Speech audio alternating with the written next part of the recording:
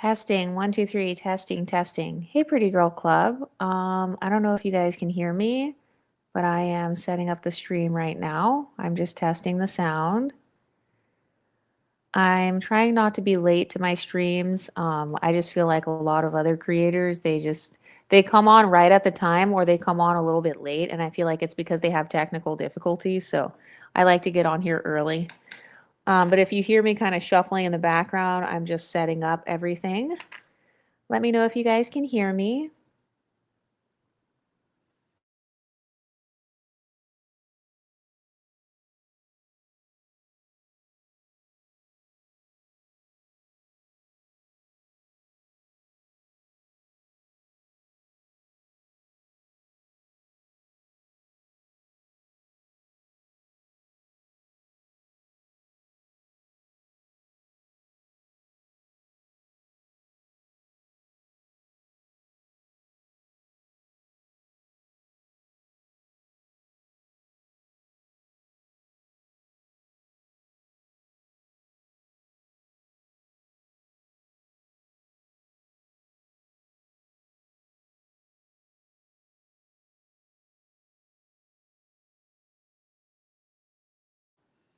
Testing, 1, 2, 3, testing. Can you guys hear me? I am still setting up. Hold on, let me see if I can see you guys' comments. It's Y2K says, sounds good. One West Princess says, hey, Exoticals United. Real Orla Blue says, yes, I can hear. Hi, everyone in EU. I can hear you again. Okay, yeah, I just had it muted for a second. I'm just giving people time to come in.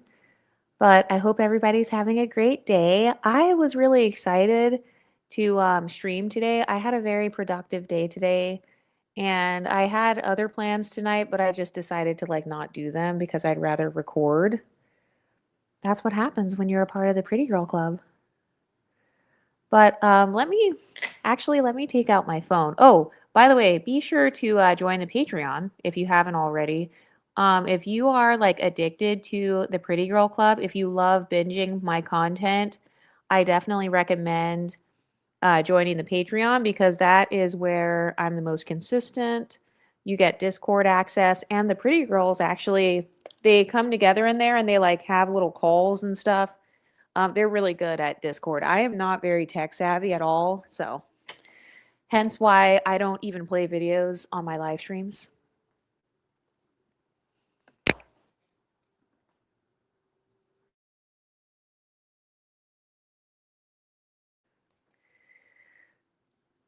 Katrina says, Merry Christmas. Hi, everyone in EU. Wait, can I show all the comments on here? I don't know. Merry Christmas, Pretty Girl Club. It is, well, it's almost Christmas. We're like a week away from Christmas. Oh my God, I should have charged my laptop before I got on here, but it's okay. I have my charger right next to me. Honeydew Drop says, hey, Exoticals United and Pretty Girl Club. Hi, Pretty Girl Club. I love our brand so much. Like, I love that we call ourselves the Pretty Girl Club. That is like one of my favorite things about the exotical space. And by the way, for those of you who are new here, this space is created to bring validation to MLS women. So when I use the term MLS, that means mixed or light skinned. That is a phrase that I made up. So if you hear any other creators using that phrase, they got it from this channel. Singing killed my grandma, says Mary Chrysler. Singing killed my grandma. That's a very interesting username. I don't think I've seen that before.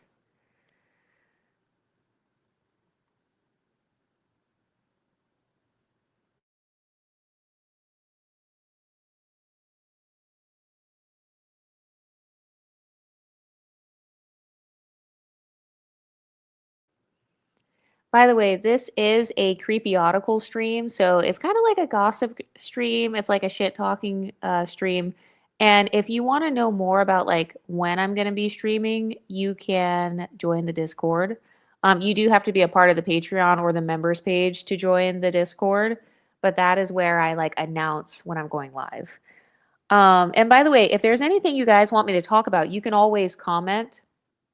you guys can comment, and I read every single comment. Unless the comments get too full, then I can't read all of them. But I love interacting with you guys in the comment section. F18 says, my favorite thing about being an exotical is all the heads that turn for me when I walk by, and people always trying to guess what race I am. Yeah, I like the fact that we have like ambiguity. I like that we have a fluid identity. It's funny because if you look at some of the other spaces on YouTube, like in the unambiguous space, they are trying to figure out how to date in the MLS community. You see them pedestalizing relationships like Russell Wilson and Klay Thompson. You see them making content, strategizing, trying to figure out, like, how can we get into the MLS community? How can we date in the MLS community? Those men are better than unambiguous men. So all you have to do is go to their channels and watch their content, and you'll see them doing that. Oh, and by the way, with the whole Ace and Chelley breaking up, I don't I don't think that that is as embarrassing. Actually, I don't think it's embarrassing at all for Chelley, because Chelley never pedestalized Ace like how Olandria pedestalizes Nick.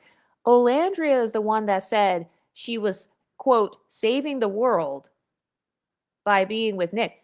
Chelley never said anything like that about Ace. So this is not a loss in Chelley's case. I think that Chelley and Ace, they never tried to do this performative thing that you saw with Nick Olandria, where they were like trying to pass it off as love. Well, I think Olandria was trying to pass it off as love, not Nick. Nick was always disrespecting Olandria from day one. Chelley and Ace, Chelley was more strategic with her whole like dynamic with Ace. Katrina says, here for the tea. Yes, get your tea and your popcorn, because this is going to be a good one. So I have my water right next to me. I had a latte earlier, but I don't want to drink any more of it because it was kind of making my stomach upset. I can't have a whole bunch of liquid sugar. The syrup that they put in the lattes. I I was being a I was being a glutton today. I put 6 pumps. Why did I put 6 pumps of the syrup in the latte? I don't know why I did that. I guess I was just trying to like stop myself from eating actual sweets. And so I guess as a coping mechanism, I got 6 pumps. So that's probably why I could only take a few sips and then my stomach was hurting. I guess I just went a little bit too far. I was trying to drink a mocha today. I don't normally drink mochas because that's pretty rich, like the chocolate sauce, the chocolate syrup in there. I love me some chocolate, but I can't just drink like mochas every single day. Exotical Space, be sure to subscribe to Exotical Space. She has a really funny channel. She says, we love you. Shout out to all the Exotical content creators, by the way. If you're a new creator, you could always tag me and I will eventually see it. Yeah, so I try to keep up with you guys in the algorithm as much as I can. So if you have a channel and I haven't like commented on it or something, there's a big chance that I probably haven't seen it.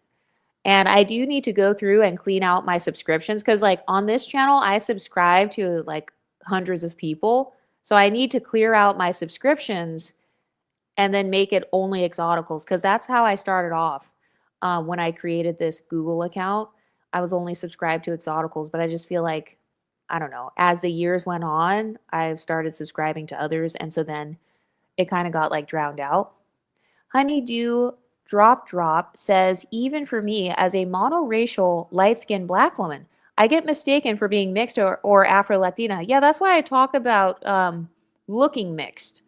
So usually when somebody says you look mixed, what they really mean is you benefit from an ism. It's either colorism, texturism, or featureism. And it's funny because I see trolls, they'll be like, oh, well, so-and-so is not an exotical. She's not biracial. She's not mixed. She's just black and light-skinned. And it's like, okay, well, you're not understanding what an exotical is. I can tell that those people, they don't realize that two things can be true at the same time. You can be both black and ambiguous at the same time. So, and by the way, when I use the term black, I'm talking about those who have more than 75% African ancestry. So if you have 75% or less black ancestry, you are mixed race. I'm sorry, but you're mixed. But if you have more than 75% Black ancestry and you're calling yourself monoracially Black, I can see why. So, I am an investment. 5740 says love. That's a good name. I am an investment. That's like a good affirmation. By the way, if you hear me shuffling around or moving around, I might be moving around a little bit because it kind of depends on like how much noise there is in the background.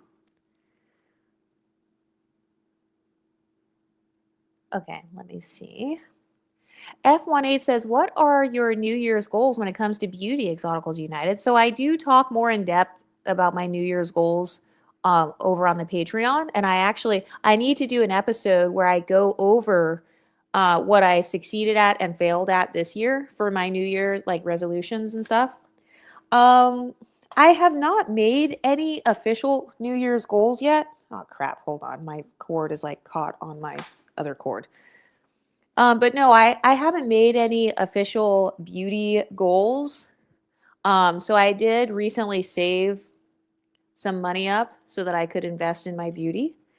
But my plans got messed up because I ended up having to get my car serviced. So I was like, okay, I'm not about to be a bum bitch with no car. Like I look slayed in every other way except I have no car. I can't do that.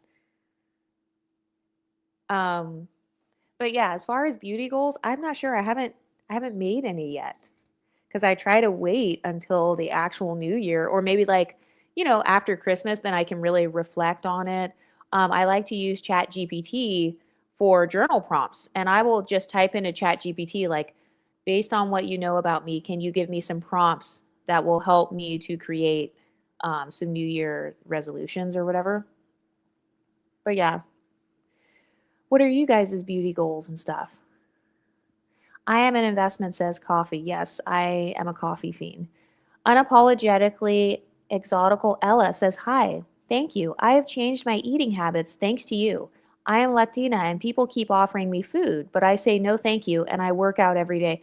Yeah, it's so hard to resist the Mexican food, oh my God. That's so hard to resist. And I do feel like with Latin food, it does have a lot of carbs, depending on what you're eating. Like, I feel like they normalize eating large amounts of tacos. And it's like, bitch, I don't need 8 tacos. Like, I've literally seen people sit there and they will eat like 8 tacos and they just normalize it. And they'll be like, oh, well, these are street tacos. Oh, well, these are like small, these are like mini tacos. No, a taco is a taco is a taco. So yeah, I have to be careful with certain types of food. I mean, all foods have their pros and cons. Like Italian food is also very carby as well. And then like African American soul food is very high in sodium. Come EU, hit us with the aw shit. Singing Killed My Grandma says, while I don't personally relate to your content, I really respect how honest you are about the topics you cover. Can't stand people who are afraid of the truth. Yeah, well, thank you for following the exotical space. I do have a lot of random people that watch my channel. Believe it or not, I have men who watch my channel just because they're kind of curious. They're kind of curious to see how they're perceived by us, I've noticed. So that's interesting. And I mean, sometimes I will pop over and watch other people's content as well. It's pretty entertaining, actually. Christina Wright says large amounts of tacos. Yeah. It's 7:58 p.m. Well, is it really 7:58? I don't even know what time I put on my schedule for this live stream. By the way, I hope you guys can see when I schedule live streams. Oh, and about my community page. Yeah, my community page, I can't even comment on it. I can't comment on my own community page, so I don't know how to fix that. My channel was one of the first channels that they piloted when they first like introduced that feature on YouTube. So I don't know if it's because of that, but yeah. Okay, let me take out my little notes. So I do have some little notes on like some things I want to talk about here on this live stream with the Pretty Girl Club. Unapologetically exotical Ella says regular tortillas are so fattening. And the low carb ones are disgusting too. So I just can't do it. Like whenever I get tacos, anything with a tortilla, I will just use the tortilla kind of like how Ethiopians use the injera. it's almost like they use the bread as like a piece of silverware. That's basically how I use the tortillas. I'm not touching the tortilla. I might eat one, like let's say I got 3 tacos or maybe 4 tacos. um I might have like one full taco with one tortilla, because usually the smaller ones like the street tacos and stuff, they have 2 tortillas. The authentic ones, um the more authentic ones tend to have two. So I will eat one taco with one tortilla, not two. So I'll leave the other one on my plate, and then with the second taco I just eat the filling out of it. So I just eat like the meat or the shrimp or whatever's in there, and then I will have like literally 3 empty tortillas just left over in the fridge. And then I like to eat a lot of leftovers. So one of the pretty girls was asking me in the Patreon about if a lot of skinny women eat leftovers. Yes, we do. I've never heard of a thin woman with a really nice body who doesn't eat leftovers. I've never heard of that. So what I will do is if I have leftover taco or tortilla, I will ration that shit out. That needs to be rationed out for the rest of the week. I'm not about to have 8 tortillas in one day. If you have 4 tacos and each taco has 2 small tortillas, you just ate 8 tortillas. Yaha in hot pink says, yes, I can see when you schedule a live. Yay. One West Princess says the spinach wraps are good. So I don't really like the spinach wraps either. The nasty ass green tortillas. I'm like, this is not a tortilla. Like, stop trying to make everything have vegetables. That is not a real vegetable. Like, I'm just going to go ahead and eat spinach, which is also nasty, which is why I have to make it taste good with seasoning. I could go on a whole rant about this. Singing Killed My Grandma says, have you ever watched Sandra Faye on YouTube? I have not. I don't know who that is. Moxie Californian says, I hate fake foods, especially sugar-free stuff. Yeah, sugar-free stuff, it doesn't hit the same way as the stuff with the sugar. So I have to go back and forth. Like using stevia and stuff like that, it never satisfies me long term. Like eventually I'm going to need some brown sugar, like eventually I need some actual sweets. Yaha says, I love leftovers. One West says, meal prep is leftovers. Exactly. Spinach is yeah, it is yummy, especially if you season it well. I like to just steam mine. Moxie Californian says, leftovers seasonings are settled. I love them. Yeah, that's what a lot of people say. They say that like the seasoning is better. I just feel like the seasoning is really good on leftovers depending on what the item is. So if it was a freshly made item, so nothing processed, then yes, the seasoning is good. But if it's some processed bullshit like McDonald's, I just feel like that does not taste better the next day. I mean, I haven't had McDonald's in damn near 15 years. Serenity Lo-Fi says, Exoticals Live, OMG. Yes, welcome to the Pretty Girl Club. Welcome to the Creepyotical live stream. This is kind of like just a shit-talking, gossiping stream. Serenity Lo-Fi says, I was just watching your other live. Yeah, so my other live was about Nicolandria.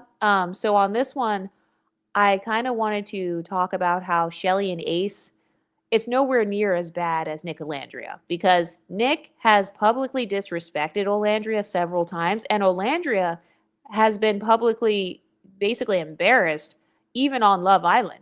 She literally eliminated Jalen so that she could be with Taylor, and then she felt like Taylor was playing in her face, but she was basically stringing herself along with Taylor, even though Taylor made it clear that he wasn't even attracted to her. Taylor was literally sitting 10 feet away from her with Clark, and she still was like, my man. Just like Coco said. Coco clocked Olandria during the reunion, and now you got the whole Nicolandria drama. So trying to compare Chelley and Ace's breakup to Nicolandria, there's not even a comparison there, because Chelley didn't play that shit when she was on the show. Olandria has a history at this point of letting people play in her face, and at first I was like, okay, Olandria's fine, like whatever. I don't really have a problem with her. But I started getting more and more pissed off as time went on.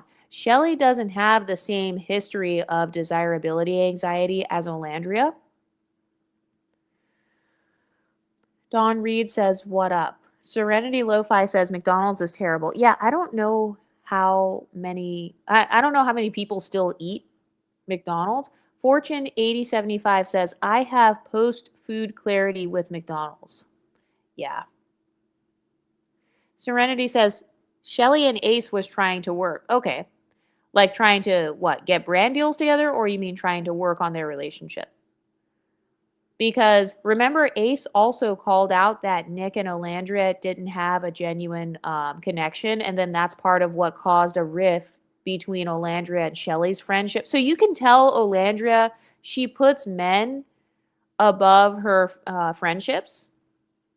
She's willing to sacrifice a friendship over a false relationship with Nick, so that's why over time, if you look at my content, you have seen me kind of get more and more pissed off as time went on, like in terms of Nicolandria. Daya's Garden says, oh, I thought you were going to talk about the YouTuber who made a video about you recently. Yeah, are you talking about Harmony Simone TV? Yeah, be sure to check out her video that she made about the exoticals. Isn't it interesting how you've got these women who are mad that they can't relate to exoticals? You've got women like Harmony Simone who are upset that they can't relate to the Pretty Girl Club. And so what they do is they want to try to shame us. Because I saw something along the lines of where she was saying, oh, the exoticals admit their insecurities. Well, yeah, that's what you're able to do when you actually have a safe space. So just because you come from a dysfunctional space, Harmony Simone, just because you have a dysfunctional background and seem to be a dysfunctional mother to your child, which was why your child didn't even look kept up, you're over here making videos, getting cross-faded, talking about exoticals hair instead of doing your own daughter's hair.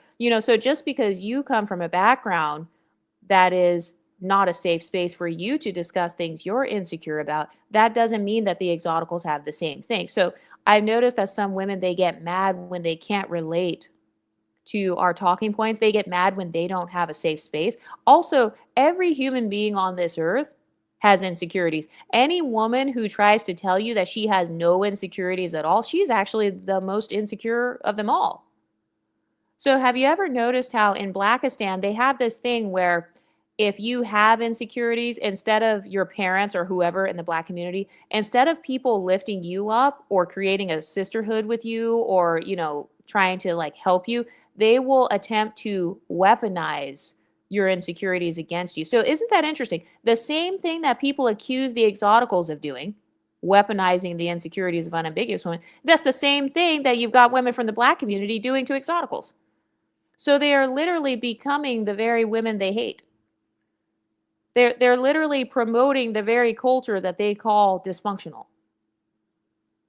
But yeah, I'm not defined based on my past. I'm not defined based on any insecurities or whatever. So her saying that exoticals are exposing our insecurities, but through our content, that's just being authentic. That's called authenticity. We don't have shame about things that we've gone through, and we're not defined by our insecurities. That's why we don't mind sharing them. Insecurities, they don't invalidate our talking points. And notice how it's everything except addressing our talking points. Notice how nobody has been able to address any of our talking points.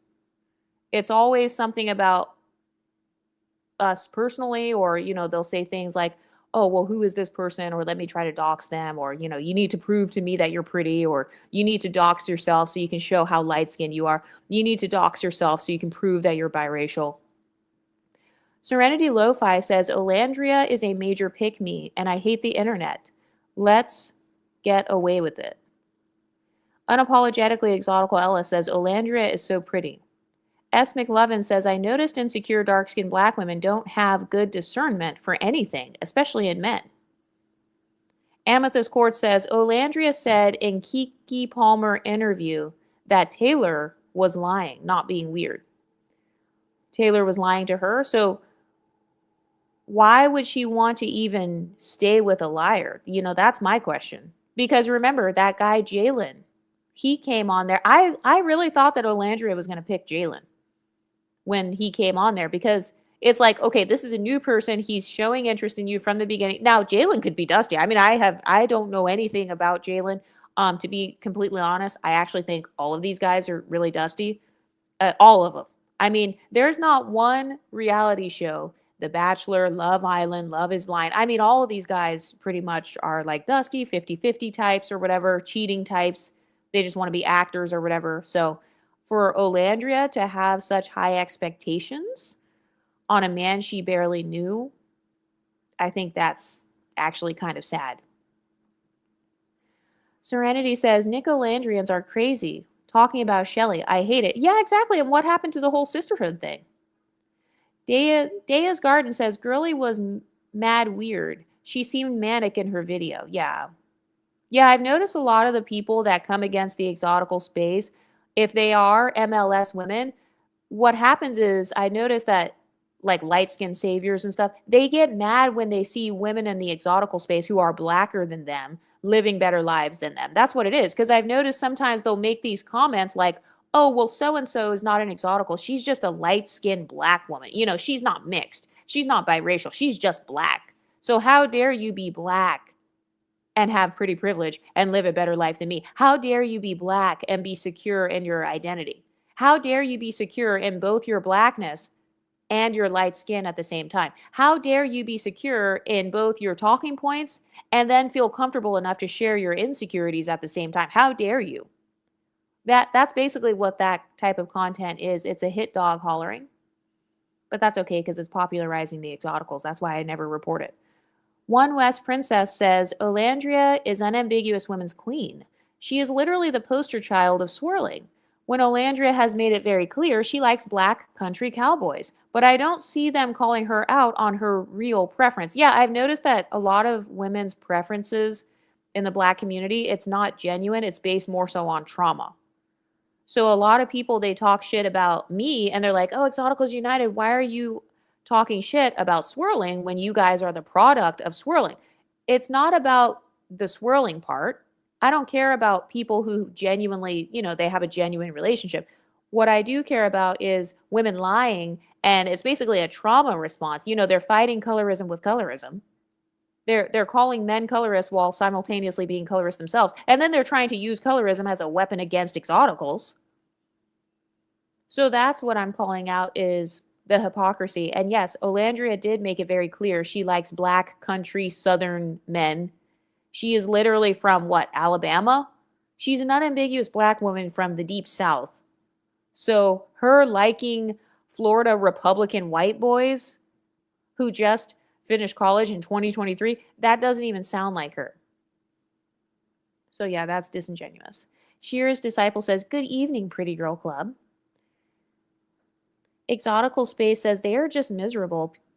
They're just miserable people. They love dysfunction and drama. Yeah, because that's what they're used to. And I think that a lot of content creators are very jealous of the community that we've created in the exotical space. I have never seen any other space on YouTube as passionate as this space.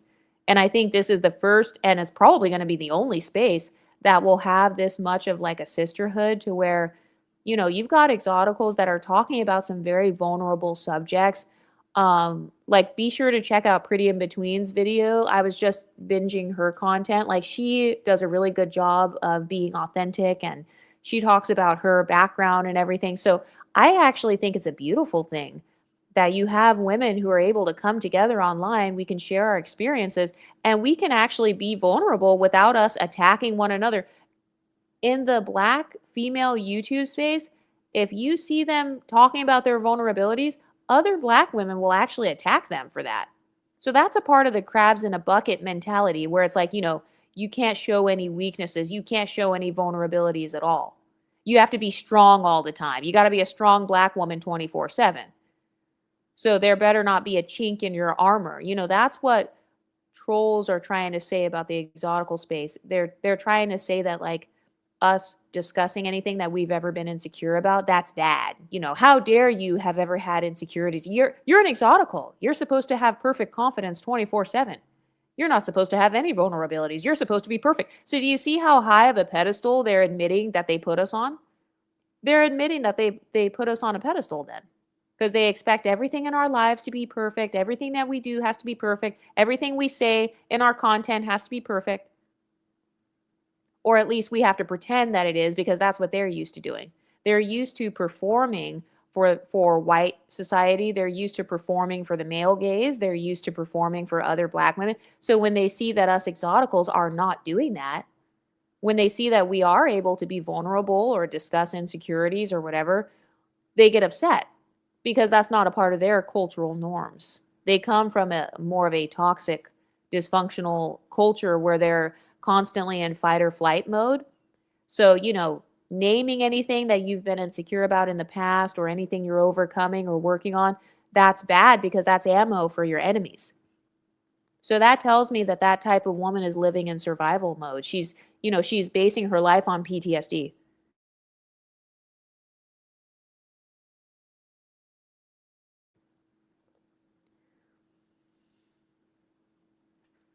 Exotical Space says they never address the talking points. Exactly. Oh yeah, I saw another person, one of the Creepyoticals, was talking about how somebody was like, "Oh, the exoticals are femcells." So because we discuss like decentering men, and because I promote things like celibacy, we're femcells. So isn't it interesting how just a couple of months ago I was being called a pick me, I was being called a whore. So it's like, which one is it? Are we pick me's and whores and black male centered or white male centered? Or are we femcells? Like, which one is it? Do you see how no matter what we do, people are going to find something to say? And it's because they can't address the talking points. Because even if I am a femcel, I don't really care what people call me. Even if I am a femcel, my talking points still stand. The decentering men talking points are still valid, whether people think we're femcells or not. So, your man is still dusty. Whoever said that, their man is probably still dusty, whether they think we are femcells or not. So isn't it interesting how these people, they have so much smoke for the exoticals, but they have no smoke for the men. So they want to call us femcells because what? We're not going around sleeping with a bunch of men, or because we're not like thirsting after a bunch of men 24/7. Now we must be femcells. I mean, there are pros and cons to every lifestyle. There are pros and cons to celibacy. There are pros and cons to marriage. There are pros and cons to anything. So they pick and choose. Glamour Glitz says, "Love your channel. Just tuning into the live. Yay! We're just talking shit over here in the Pretty Girl Club. So whatever you guys want to talk about, you can just comment, and I will eventually see it." Serenity Lo-Fi says, "The thing is, she keeps posting this one exotical as if all exoticals look like that one exotical. Because if we post one of Chrissy's fans, then they're going to get mad." And have you noticed that nobody's curious about Chrissy or her fans? Nobody's really curious about, well, first of all, Chrissy herself doesn't even have people who love her content enough to create channels based on her. If you look at the history of like the Black empowerment YouTube sector, they're constantly beefing with each other. There was, I don't even remember all their names at this point, but it's like they were constantly beefing with each other. It's Chrissy versus Samantha Cooker versus, they don't like Cynthia G versus I Am Aloho versus Paris Milan versus Queen Chama. So they're constantly going back and forth, or they don't really like each other and they never promote each other. And I think people are threatened because in the exotical space, this really is a place where we have unity. So we do have women who are mixed, biracial. We have women who have type 4 hair, type 3. We have women who are light or dark, women who are multiracial or monoracial. So I think that's really where people get threatened. And they also get threatened because all of us can relate when it comes to discussing privilege. So that's a big trigger I've noticed, especially for the women who they don't relate to my content and they feel like they should have been able to relate to my content. Kind of like Lashid For You is a good example. She's a light-skinned woman who is morbidly obese, and she has not had the experience of living a life where she felt like she had pretty privilege. She just sits around like a bum just talking about exoticals. So they feel like they don't measure up. It's almost like they're angry because this space brings out their own insecurities. It's almost as if the exotical space confirms their insecurities, and they feel like they played the game wrong. They feel like they wasted their privilege. They feel like they wasted their life. And so they get upset when they see us being unapologetically ourselves. Moxie Californian says, "I unequivocally loathe tragedy, raggedy, struggle-faced so-called moms who decenter their children for men. They watch us and so jealous of us. I don't speak to certain flea males. They are beneath me. Yeah, that's another thing too. Like, people talk about the exoticals being pick-me's. Well, now we're femcells. But it's like they're talking about the exoticals, but what about the women who decentered their children so they can get a man? What about the women who are sliding up and down poles for free on social media? I'm not talking about ex workers because ex workers actually get paid. I'm talking about women like Harmony Simone who slide up and down poles for free instead of caring for and nurturing her own daughter's type 4 hair. So, isn't that interesting? Always focused on the wrong things. And that's an example, that's what sets up the next generation of Black girls for failure. It's when your own mother is decentering you or whatever, then that woman has to come and find a sense of sisterhood. I mean, that's why I'm also grateful for the exotical space. This space has been so healing, not just for you guys, but also for me as well, because a lot of us can relate. Chelsea says, ooh, what did I miss? Oh, this is just a Creepyotical live stream. It's kind of like a gossiping stream. We talk about whatever you guys want. So I was talking about Chelley and Ace. I was talking about tacos and how people eat too many tacos. And I don't know. I was talking a lot of shit. Serenity Lo-Fi says, I'm about to make my own page. Yay. Exotical tax. Of exoticals. I got a lot to say. Yeah. And also, I'm glad that a lot of the other pretty girls are making their own pages because at the end of the day, I'm just one person. So I can only speak from my perspective. And I think that the social advantage that we have is we do not rely on a quote unquote collective image. That's micro validation.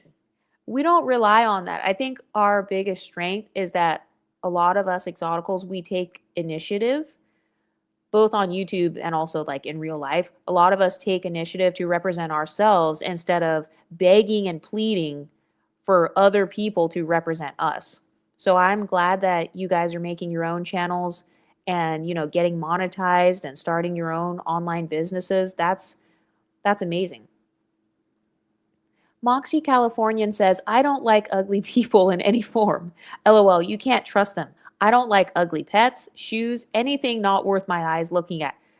I felt so bad because I met this one girl, and I literally was scared to be her friend. I feel really bad, but like I couldn't become her friend because she did not have pretty privilege, and I was just so scared. And she happened to also be obese, and I was just so scared of being her friend because I was like, I don't know, maybe it is like a form of PTSD. Because you know how some people say, oh, you look like my bully, or you look like the girl that bullied me. Okay, well, I have a hater archetype as well. So my hater archetype is usually women who, they're usually either leveled down women, bum bitches, they don't value their own level up. They don't value educating themselves. Usually they're closed-minded. And also another part of my hater archetype is unattractive women who don't care about themselves. They don't care about their bodies. They have nothing to lose. Chelsea says, exactly. Who would support swirling relationships that are based on trauma? It's weird in general. Yes, and it also sets up the children. It sets up those little exotical children for possible abuse. So that's why I don't like it. That's why I don't like these weird trauma-based, fetish-based, really colorism-based, like, relationships or whatever. But I mean, no matter what, though, they're still building our pedestals because if an unambiguous Black person dates a white person, they are still promoting Black-white multiculturalism. Or if they date an Indian person, they're promoting Black and Indian multiculturalism. So no matter which way they spin it, our pedestal is still going up. The only way that they would truly challenge the exotical pedestal would be if unambiguous people were to come together and date each other and only procreate one another and, start wearing their natural 4C hair more than they wear wigs and weaves and stop contouring their faces and stop using filters and stuff that make them look more like us. That would be something that would be more quote unquote threatening. You know, if they're talking about competing or whatever, that would have been the real way to compete. But you can tell that a lot of them have this mindset of, if you can't beat them, join them. You know, if I can't beat the white man, I'll just go join him in the bedroom. Serenity Lo-Fi says, we need to talk about YT women trying to be the new face of light-skinned women. Yeah, I've said that several times. I actually believe that we are pedestalized in both the black community and the non-black community. So that could be white women, it could be Asian or whatever. I think that our beauty is recognized across the world. And that's why you have a lot of women kind of like Rachel Dolezal or like Bad Baby, or Ariana Grande trying to look mixed. They're not blackfishing, by the way. They're not blackfishing. They're not trying to look black, because the true definition of blackness is dark skin, the 4C hair, and the broad features. I didn't see Ariana Grande trying to get 4C hair and a chocolate skin tone. These women are trying to look like light-skinned black women. They're trying to look like biracial women. You know, they're trying to look like some sort of Afro-Latina or something, some sort of triracial Blasian woman or something. Serenity Lo-Fi says, Bad Baby looks black. She looks like a multiracial, you know, she looks like an exotical, basically. One West Princess says she looks mixed. Obzanella says, so many people try to shit on MLS, but we can't do the same to them. This page made me a lot more confident than I already was in myself. Yeah, you know why we can't do the same? It's because our insults are more powerful. That's why. It's because we have more social power in society, according to their own talking points. And so that's why when they call you ugly, it rolls off your shoulders, because society doesn't treat you as ugly. When they say you're basic, or you only attract dusties, or, you know, you're just going to be a baby mama, you're trash or whatever, your actual lived experience doesn't align with that. But when you turn around and say the same insult towards them, it really hurts their feelings. It really latches with them, because according to their own talking points, they actually agree with the insult. An insult only works if the person feels insulted. It only works if the person has an insecurity that matches the insult. So yeah, that's why I'm glad we have this space, because I think it really helped all of us to realize that we are not crazy. And I saw a while back somebody commented, it was like on Reddit or something like that, and they were like, yeah, the exoticals, you know, they're getting cocky now because they started their little channels and now they're getting a big head. And it's like, well, damn right. What am I supposed to do? Is my self-esteem supposed to get lower and lower as life goes on? Is my self-esteem supposed to go down? Like, so you're mad because our self-esteem is going up higher and higher? Like, do you hear like how much of a hater that person is? Chelsea says, in the BWE, there's always beef because no one actually agrees with people's points. Everyone is just too scared to actually voice their own opinion. I agree. And I think that comes from a culture of narcissism. I don't think that's talked about enough. Like, in the like in Blackistan. Okay, so there's a difference between Black excellence culture and Blackistan. So whenever I say Black excellence culture, I'm talking more about like a Michelle Obama type of blackness. I'm talking about basically like the quote unquote talented 10th. That's what I mean when I say Black excellence. When I talk about Blackistan, I'm talking about the negative aspects of Black culture. So Chelsea, when you said there's always beef because no one agrees with people's points, yeah, that's because in Blackistan, there is a culture of narcissism where it's like, if you have a different opinion than me, then you are my enemy. You are my enemy if you have a different culture. They're monocultural. That's why.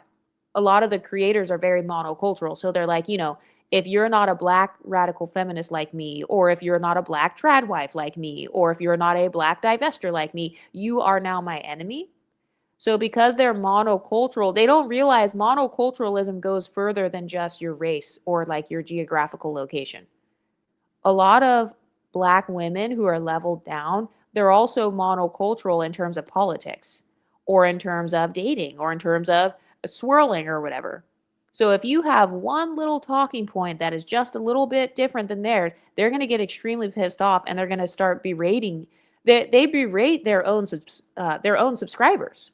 I've seen it several times with several like Black creators. They will argue back and forth with their own subscribers. So I think the advantage of the exotical space is we promote multiculturalism in general. So that's why you'll see some exotical channels that are conservative women. You'll see some exoticals that are like feminist. You'll see some that talk about decentering men, and you'll see others that talk about marriage and being a trad wife and having kids. So I think that one of their disadvantages is the monoculturalism. And then, you got a whole bunch of creators kind of fighting for, I guess they're fighting to be the HBIC of the black community, or maybe they're fighting to be the alpha black female. You know how they talk about alphas, like, oh, alpha male or whatever. I feel like in the BWE space, there is almost this mindset of women fighting to be like kind of this alpha black female. Chelsea says, yes, they are the worst type of women. Choosing men over your own children is diabolical. Ash says, I just got here. Hey, pretty girls. Hey, pretty girl club. EU, Lashid is so mean to you. It makes me very mad. Yeah, I mean, I don't actually watch a lot of their content anymore because I don't have time. I noticed that some of them have made like really, really long videos about the exoticals. So I don't always have time to watch it all, but yeah, I'm sure they are. I mean, when people can't argue with your talking points, what are they going to do? I mean, that's rage. Like a lot of these women are experiencing like ego wounds. I noticed that the exotical space hurts a lot of women's egos. Like the women who can't relate, the women who thought that they were doing their shit, but then they see us, they're like, oh crap. That's an ego wound. It's like a narcissistic injury. Chelsea says, I love it here. We talk about everything. Yeah, I love talking to you guys. I'm so honored and privileged to even be like a part of this space and to have you guys here. I'm so grateful for you guys. Unapologetically exotical Ella says, I am starting to hate fast food so much. Yeah, okay, so there is this one place. So I found this one fast food place. It is tempting, but their serving sizes are so small, so I'm probably not going to go back. It's like this catfish place. I know it's ghetto, but like that's the only fast food place where it really did tempt me because they had catfish and then they had like the red beans and rice as a side. And that's so good. You guys know I love beans. Any sort of beans, red beans and rice, refried beans, like, but yeah. Ash says, we are confident and bold. Moxie Californian says, exactly. Who does that? Dust bunnies. Yep. Amethyst says, I basically eat nachos every day and lost weight. I'm sorry. So you're probably eating a small serving of nachos then, or maybe you're not having a lot of cheese, or you're not having a lot of processed meat on your nachos, or like if you are making ground beef or something, maybe it's like the lean beef, like the grass-fed beef. Because generally speaking, I've never really heard of people eating nachos every day and losing weight. So it has to be, you're probably eating a healthier version of nachos. Chelsea says, they are so cringe and then blame everyone else for their own situations. The Exotic Life says, hi. Oh, regular black girl. Be sure to subscribe to regular black girl. She has a really interesting channel. I really like her content. Ella says, I have noticed they are pandering to Indian men. Yeah, ever since we called them out about white men, now they're switching it. I noticed now they're switching it to Asian men. So like the K-pop types of men, and yes, the Indian men as well. So yeah, they're obsessed. Ash says they don't celebrate their own beauty, then get mad at us for not celebrating themselves. Yeah, like people literally get mad at me because, like with the whole Olandria thing, people have got mad at me because I'm not celebrating Olandria's beauty. This is not an unambiguous beauty channel, bitch. This is the Exoticals United. Like, why would I why is it my responsibility to promote your image on my channel? You got me all the way fucked up. Chelsea says, even then, that wouldn't be threatening. It would be nice if they focus on themselves and just relax for one night. Yeah, exactly. It's like all that talk about wanting to compete with exoticals. Okay, well, if you're competing, then actually do the competition then. You should be focusing on competing then. Or focusing on, promoting your actual image Exotical Space says Bad Baby wants to look like her daughter. She doesn't want to look unambiguously black.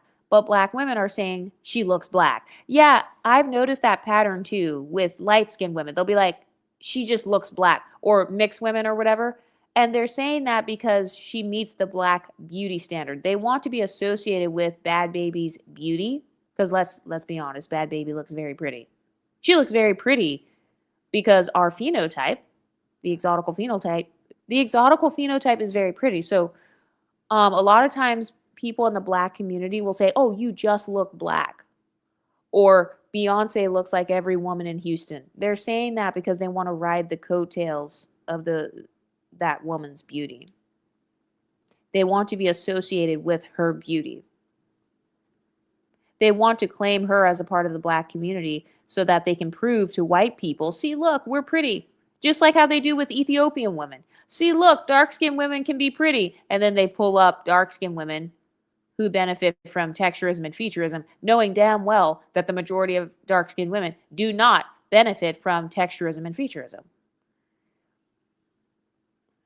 Ash says, I'm convinced it was used on the pyramid status, the way people are risking skin cancer from the sun or bleach to get closer to the light skin aesthetic. Yeah, and have you noticed that they try to say that light skinned women are the main ones bleaching? We know that's a damn lie. That's a lie. And notice how they're actually trying to call the exoticals bleachers as well. By the way, they're saying that because of my Paris Milan video. So if you haven't seen that, be sure to check out my Paris Milan video. That's the video where they clipped it and they were like, oh, Exoticals United is a bleacher. In that video, I was talking about like changes in people's skin tone and like not tanning versus using acids. You know, is acid a form of bleach? Kojic acid, alpha hydroxy acid, lactic acid? Because kojic acid is what Paris Milan was selling on her channel. So if they're making the argument that kojic acid is bleaching, you know, like Michael Jackson, like bleaching, then that means that their queen was an actual bleacher. And also, what countries are known for the most bleaching? Usually they are countries that have a lot of darker skinned people in Africa.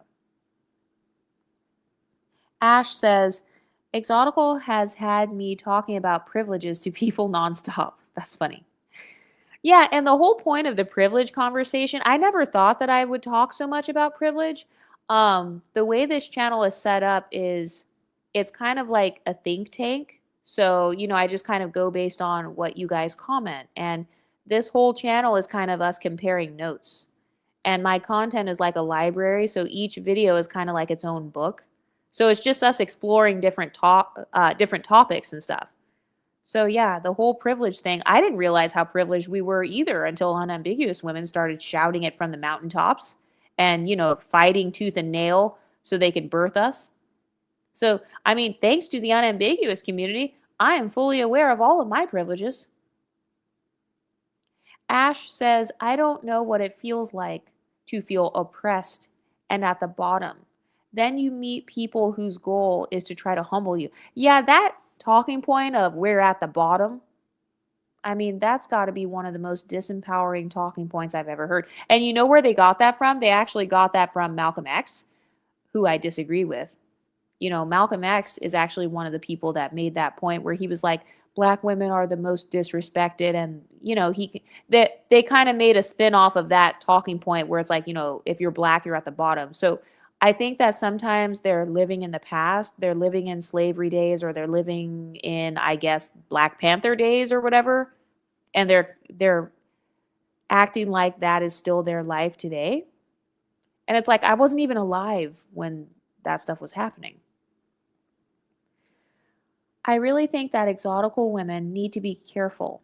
There is a target on our backs because right now the black community is in shambles and latching on to exotical women because they know we are powerful. That's exactly what it is. That's why they make content about us. That's why they claim that we look like twins.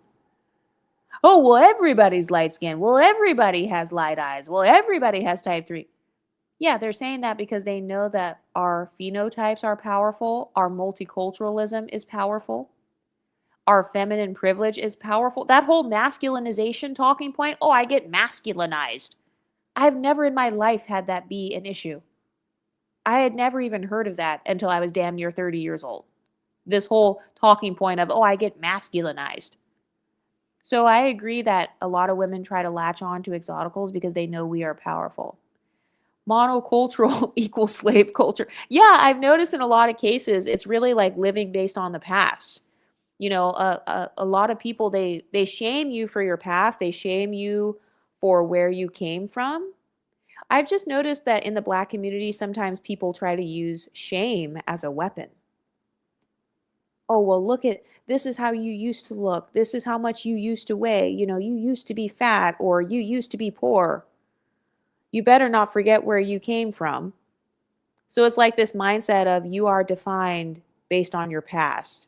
You're not allowed to grow and evolve in Blackistan. You're not allowed to overcome anything. You have to just constantly be reminded of whatever your past traumas are. You have to be defined by your past traumas. Ash says every time exoticals, they get triggered, but that's what happened to the uneducated and inexperienced. Not one lie told. Blackistan resides in an echo chamber just like MAGA, so ignorant and highly annoying. Exactly. No one can understand nuance in that space because it's always someone versus someone. I love the exoticals because it's nice to have a space where we encourage each other and spread kindness. Yeah, and I like that we discuss nuances on this channel. Well, just in the exotical space in general. I like that there are women where it's like, she talks about being a light-skinned monoracial Black woman, or she's a Caribbean woman, or I like that. I like that there are so many different nuances.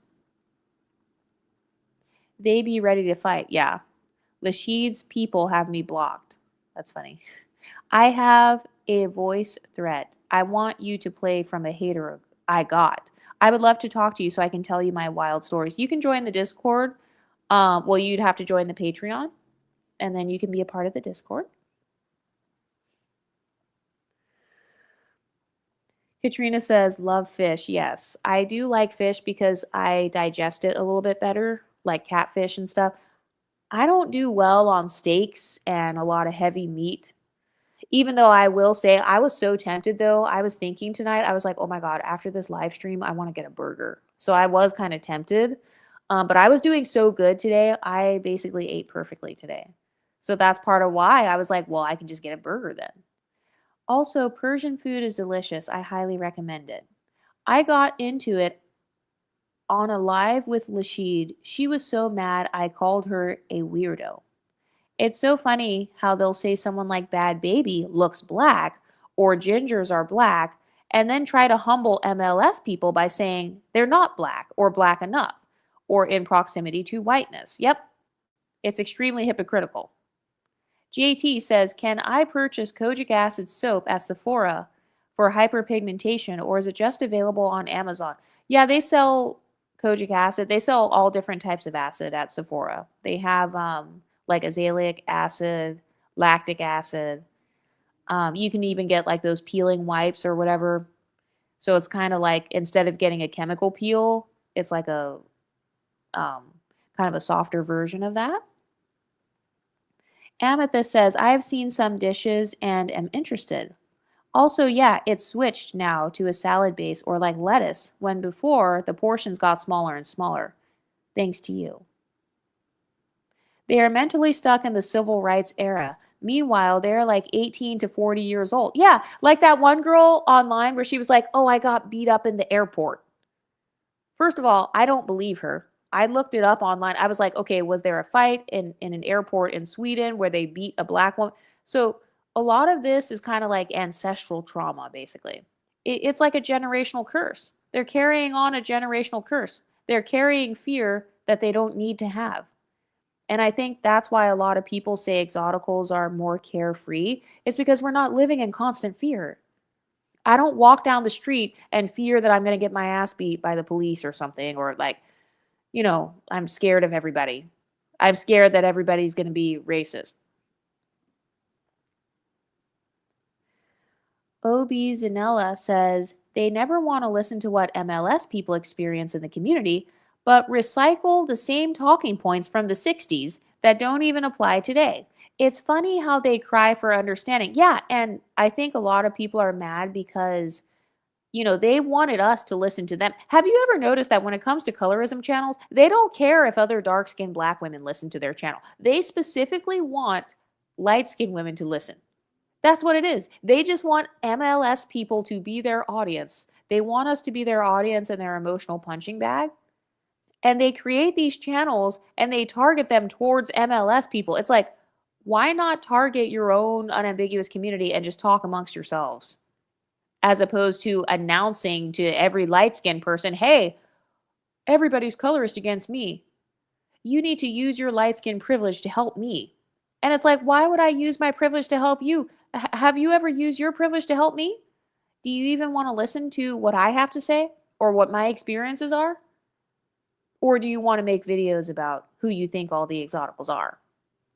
So it's like, I keep the same energy. Horsey Wheel says, OMG, my first time catching an EU stream. Yay. Exotical tax. Welcome to the Pretty Girl Club. We are just talking our shit. If there's anything you guys want to talk about, you can just comment. I'm going through all you guys' comments and, we're just talking shit. Pretty in between. I was just watching your video. She says they get triggered if you can't trauma bond with them on things like police brutality, for example. Yes, a lot of women get very mad if you can't trauma bond with them on colorism or rejection.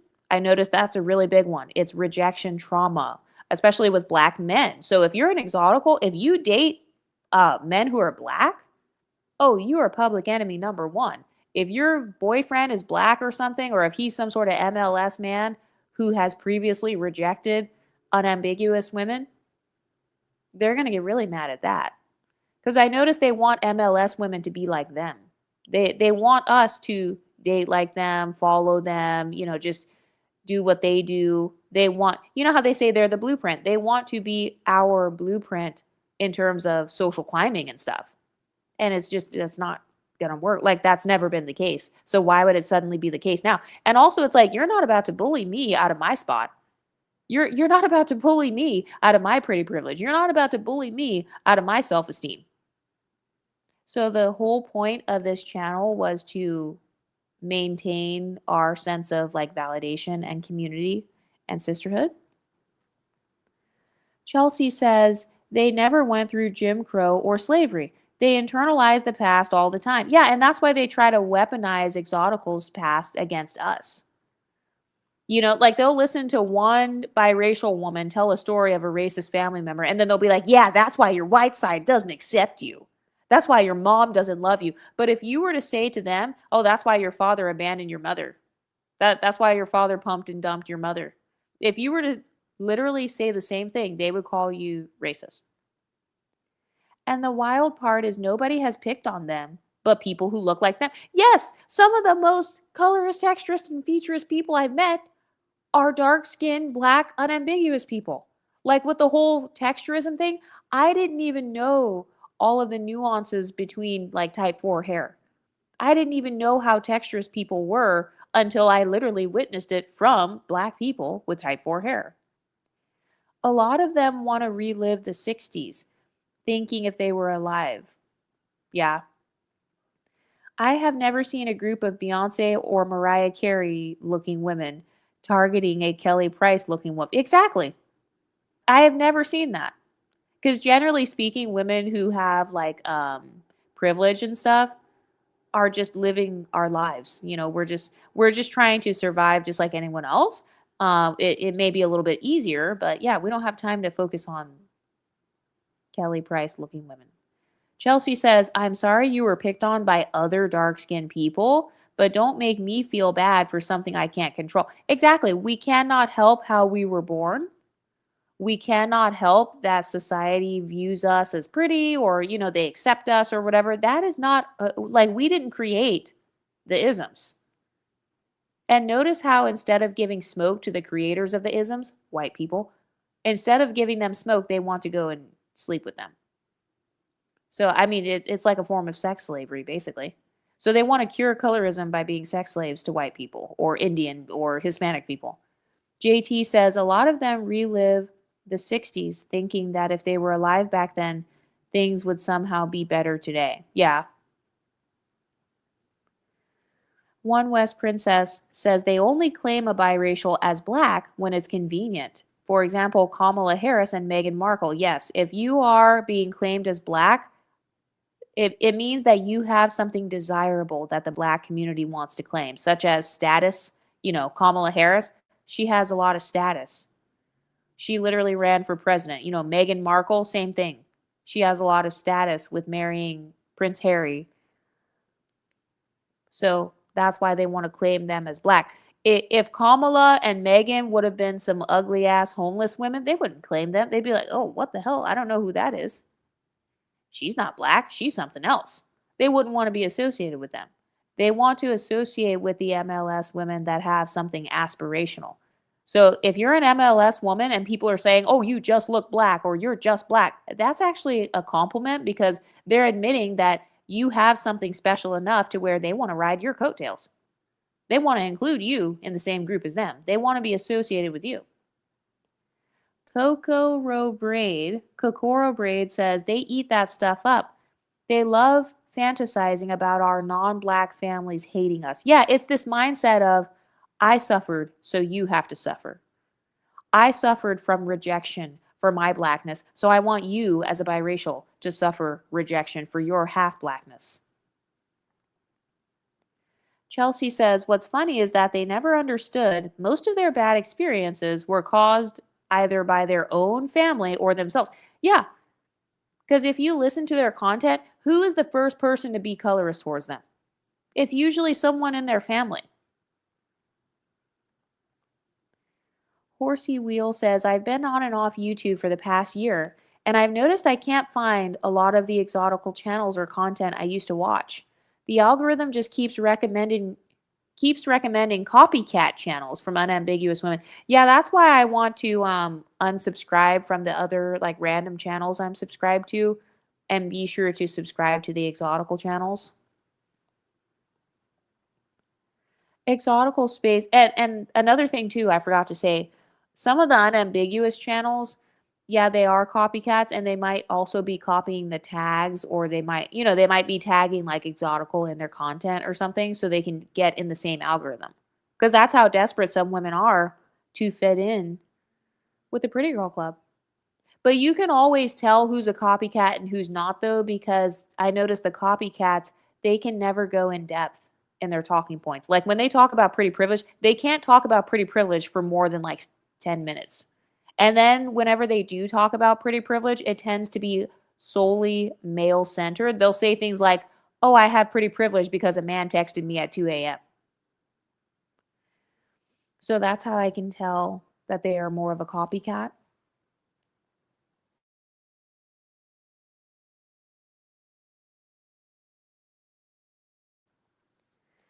Exotical Space says, I noticed in their colorism story times, which I think a lot are exaggerated or completely made up, on TikTok, they never mention that it's other black kids that pick on them. Yeah, they never describe the phenotype of the colorist. And that's why on this channel, when I share the story times, I make sure that those story times include exactly who the bad guy was. Was it a black person, a white person? Like over here in the exotical space, we point fingers and name names. We don't just give vague stories about, oh, well, so and so was like jealous or so and so was colored. No, we tell you exactly who the person was. And I notice they never do because it's bullshit. Casey Poo says, honestly, they do it to themselves. Imagine being a dark skinned young child and hearing the world will hate you for your skin color and you're ugly because of it. They literally burnt their own community. Yeah. Imagine if you're a little dark skinned girl and then your dark skinned sisters are like, oh, dark skinned black men aren't going to like you and society's not going to like you and everybody's racist against you and white people created racism. So, in order to solve racism, you should go fuck a white man when you get older. Like, do you know how confusing and like psychotic that sounds? Exotical Space says, remember when Meghan Markle got married and black women were saying, we are princesses too? It was all on Facebook. Yeah. Constantly riding the coattails of someone whiter. JT Hellstrom says, any unambiguous person that upholds the one drop rule is a mental slave. Massa says you black, so you black like me. Yeah, and that's the thing too. They define their blackness based on what racist people think. They'll be like, oh, well, the police will say you're black. Okay, so you're literally allowing a policeman to determine your identity. You're allowing a hypothetical policeman that you've never met to determine your identity. Oh, well, if I commit a crime and I get arrested and they take my mugshot, then they're just going to put black. Are you planning on committing a crime? Like, yeah, that talking point was always the dumbest thing to me. It's like my identity is based on what white people think. My identity is based on what racist people think. Casey Poo says, I am thinking of finally creating a YouTube channel. I am tired of the jealousy and the weird stuff they do. This girl keeps touching my hair again today. Oh, wow.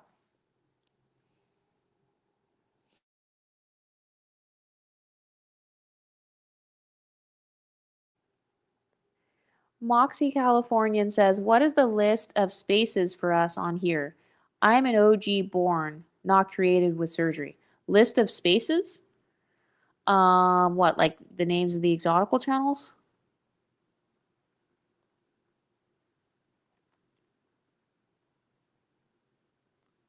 888 says, hi, Pretty Girl Club. I've become very serious about distancing. Sad, but feels necessary. Yeah, this is why in the Patreon, I do talk a lot about like moving in silence or only hanging out with your friendship type. I talk a lot about that. Actually, that was on my notes of things to talk about today, like friendship types and hater types. So whatever my hater type is, I go for the opposite of that when I'm looking for a friend. So if my haters are usually obese and unambiguous, then that means if I'm looking for friends, I'm going to look for the opposite of that. So that has saved me from a lot of drama. One West Princess says they say black women are the best mothers to mixed children because they let them know they're still black. Yet it's mostly black women that hate when biracial women say they're black. Make it make sense. Yeah, exactly. It's black mothers that are telling these biracial children to go to the black community. And then, they get older and they get accused of hopping in and out of blackness or, riding the coattails of blackness. Exotical Space says, have you seen the whole wig thing when they say, I'm not trying to be white. This is Brazilian hair. Like that makes any difference. Yeah, they want to look like Afro-Brazilian women.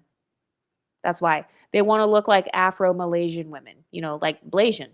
A lot of them want to look Blasian. That's another reason why I need to make my Blasian video. I feel like that's probably the number one dark skin like phenotype that they want.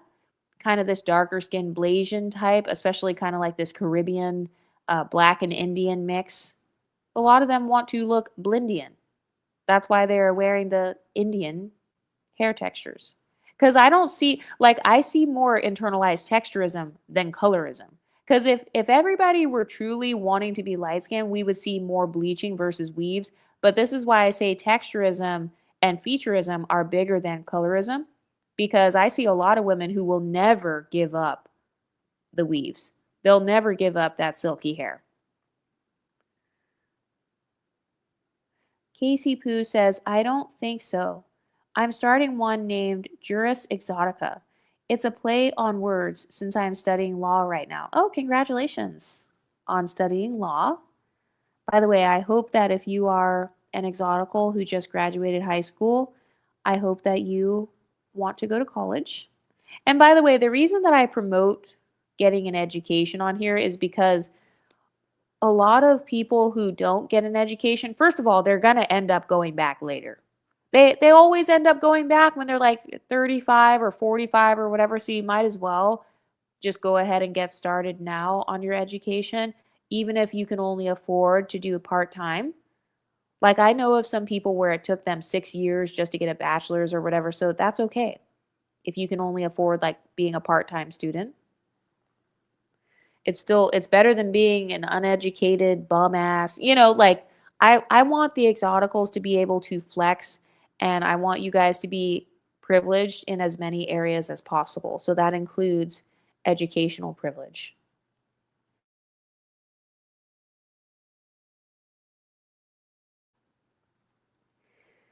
Henny Winnie says, "Why are you reminding me of my jurisprudence exam I have literally tomorrow?" That's funny. People always go back. School won't leave. Yep. But another thing that I have on my notes is one of the one of the people was like, "We are monitoring spirits." They said exoticals are monitoring spirits. How would you know that we are monitoring spirits unless you're monitoring us? In order to know who I'm monitoring, you would have to be monitoring me. So it takes one to know one, baby.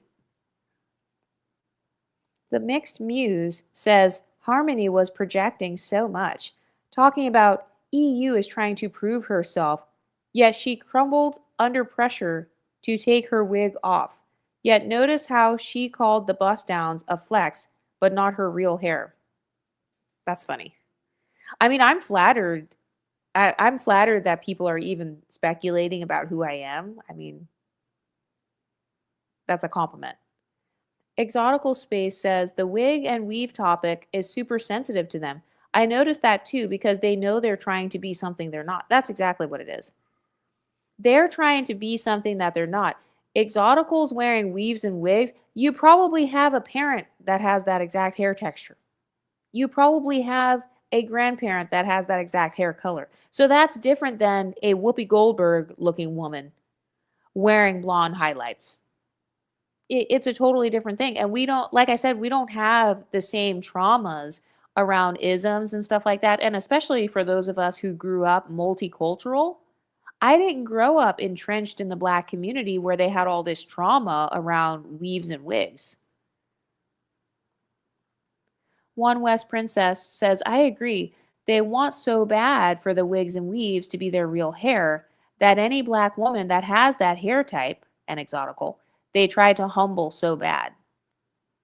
Yeah, and I have noticed too, if you're an exotical with like long natural hair, sometimes they'll even assume that your long natural hair is a weave or wig. Or they'll try to start rumors that your hair is fake when your hair is actually not fake. Because they can't stand that you have another form of beauty besides just your face. Because think about it, if you are an exotical, you got the face card, you got the body card, and you have natural, long, pretty hair. That's just too much. The Latina mermaid, she says, EU, hey girl, what are we talking about? Oh, we're just talking shit. GAT says, unambiguous dark skinned women think weave from non white women is somehow closer to their own hair texture.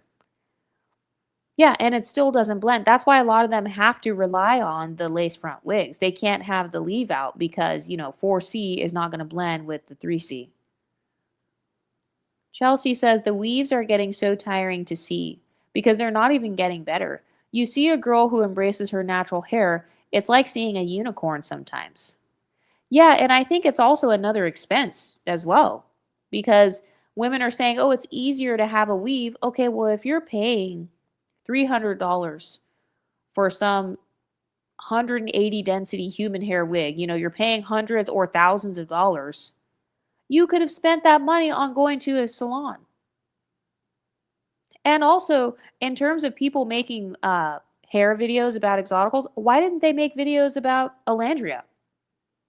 Why all the smoke for the exoticals and no smoke for Olandria? Olandria was actually advertising a hair product on a wig. So notice how they pick and choose. So it's hypocritical. Basically, for exoticals, you're damned if you do, damned if you don't. And then for somebody like Olandria, oh, everything you do is correct because you're dark skinned. The Mixed Muse says most other races wear false hair that blends with their own or looks somewhat natural. Yeah. Hinny Winnie says, for real though, face plus body plus hair plus personality is too much, like literally. I've come across racist people online and they short circuit like these black women online too. And I think that's part of why people are so threatened by the exotical space is because you got a lot of women over here who are triple threats, quadruple threats. You got women who have the face card, the body card, they have natural hair that's pretty. They're smart. You know, they have a lot of things going for them. So I think that's why they're trying to target them. And in my case, you know, of course, people are going to try to target me because I've started a whole movement. So I'm not surprised. And also, I've noticed that a lot of people that talk about exoticals, nobody cares about them as a content creator. I've noticed that pattern. Like, nobody cares about them. Whenever they talk about themselves, their subscribers and everything goes down, or like nobody really pays attention. But then when they're talking about exoticals, that's the only time people pay attention. They just want to hear about us. So that shows that we are actually the stars. We are living in their heads rent free. Because when I talk about some of these other creators, like the trolls and stuff, nobody really watches it that much. People don't really view it that much on my channel because people care more about me. You know, they care more about our actual talking points because we have a real community. That's what they care about the most. But for these women, they don't know how to build communities. They only know how to fight. They only know how to argue. The only emotion that they're comfortable expressing is anger. Have you ever met black men or women like that? It's like a cultural thing where the only emotion that they feel comfortable expressing is anger. That's why you'll see them on their streams screaming or like berating their own subscribers or trying to berate the exoticals. And by the way, when people try to attack exoticals, it's a social status thing. They're threatened by my social status. They're threatened by other exotical creators' status. They're mad that we're still here. You know, we're still creating content and stuff. So that's threatening to them. One West Princess says, Olandria pisses me off so bad with her wigs because I can literally see the wig lace around her hairline. Well, hers are not even believable.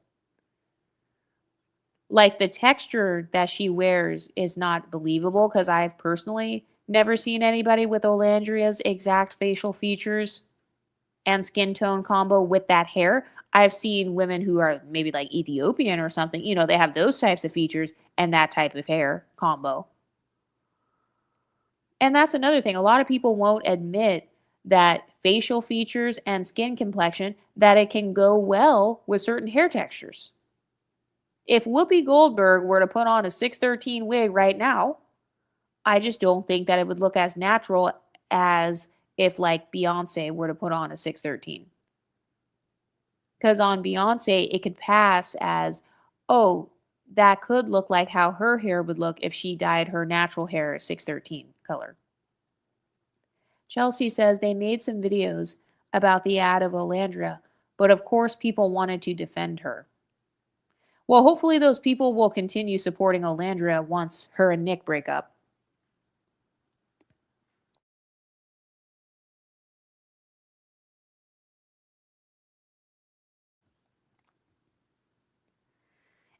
Ash says exoticals wearing their real hair is also another level of originality. And that's another thing too. Have you ever noticed everybody cares about exoticals hair? Nobody cares about unambiguous women's natural hair. The companies themselves don't even care about unambiguous women's natural hair. The freaking black hair salons and the African braiding shops don't even care about unambiguous women's natural hair. Harmony Simone TV doesn't even care about her own daughter's natural type 4 hair. So isn't that interesting? You've got women who are obsessed with exoticals, obsessed with, well, how does this girl look? Or like, who is this girl? Let's try to find who she is. Oh, well, her hair is blonde, or she's trying to look white. They're doing all this while simultaneously neglecting their own children's hair. They've decentered their natural hair and their own children's natural hair while simultaneously centering non-black weaves or random women on the internet. They're centering their hair. Obzanella says, it's so funny when they use the argument that black women have naturally blonde hair when getting called out for the wigs. Yeah. Yeah, some of their talking points are so hilarious to me. Exotical Space says, I also don't believe they lie. They say, I also don't believe the lie. They say white women wear weaves more than us. But that's literally not true. And when they do wear hair extensions, they aren't getting type 4 hair. Yeah, other races of women, they tend to wear weaves that match their hair texture.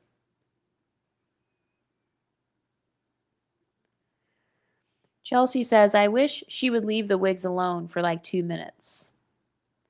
Ash says, we are the brightest shining stars. Exactly. And that's why a lot of people, they want to try to diminish the exotical space. It's because they're threatened by it. They don't like how we make them feel. Have you ever like walked into a room and then like there's another woman in the room where she just feels sick just based on your presence? She doesn't like your presence. She doesn't like your existence. That's how people are with the exotical space. They're just mad that we exist, and they're mad that we're unapologetic and confident and look better than them. That's really what it is. Deep down inside, women like Harmony Simone think that we look better than her. That's what it is, because why would you be so fixated on random women's looks? Random women on the internet, you don't even know who they are. You don't even know who I am. Never met me a day in your life. Assuming that you know who I am, assuming that you know all the other exoticals' personal business when you know nothing about them. So, I mean, that is coming from a deeply insecure type of woman, and then having to get cross-faded to even speak on exoticals. Someone who has a history of having to go to anger management classes, you could lose custody over your children because of anger issues. So who knows if that's what happened, So it's like these are people who have all kinds of life problems that are way worse than whatever they're saying the problems are with exoticals. Oh, well, you guys are femcells. Oh, well, you guys are insecure. Oh, well, you wish you were white. Ma'am, you had to do an entire anger management class and you can barely even care for your own daughter. You got way bigger things to worry about than what the exotical space is doing. West Princess says she definitely won't, especially now that she's getting endorsements. I'm sure the wigs are now free. Well, yeah, where are the wig brand deals? That's another thing. Horsey Wheel says the unambiguous women rely on false equivalencies with the whole wig topic. Black women hiding their natural hair to wear other races of hair 360 days of the year is not the same as white women wearing extensions. Yeah, exactly. The biggest difference is that like multiracial women and non-black women tend to wear wigs that are closer to our actual textures. So if you have type 3 hair, you're wearing a type 3 wig. JT says, in my 45 years of dating all races of women, none of them ever had or needed fake hair.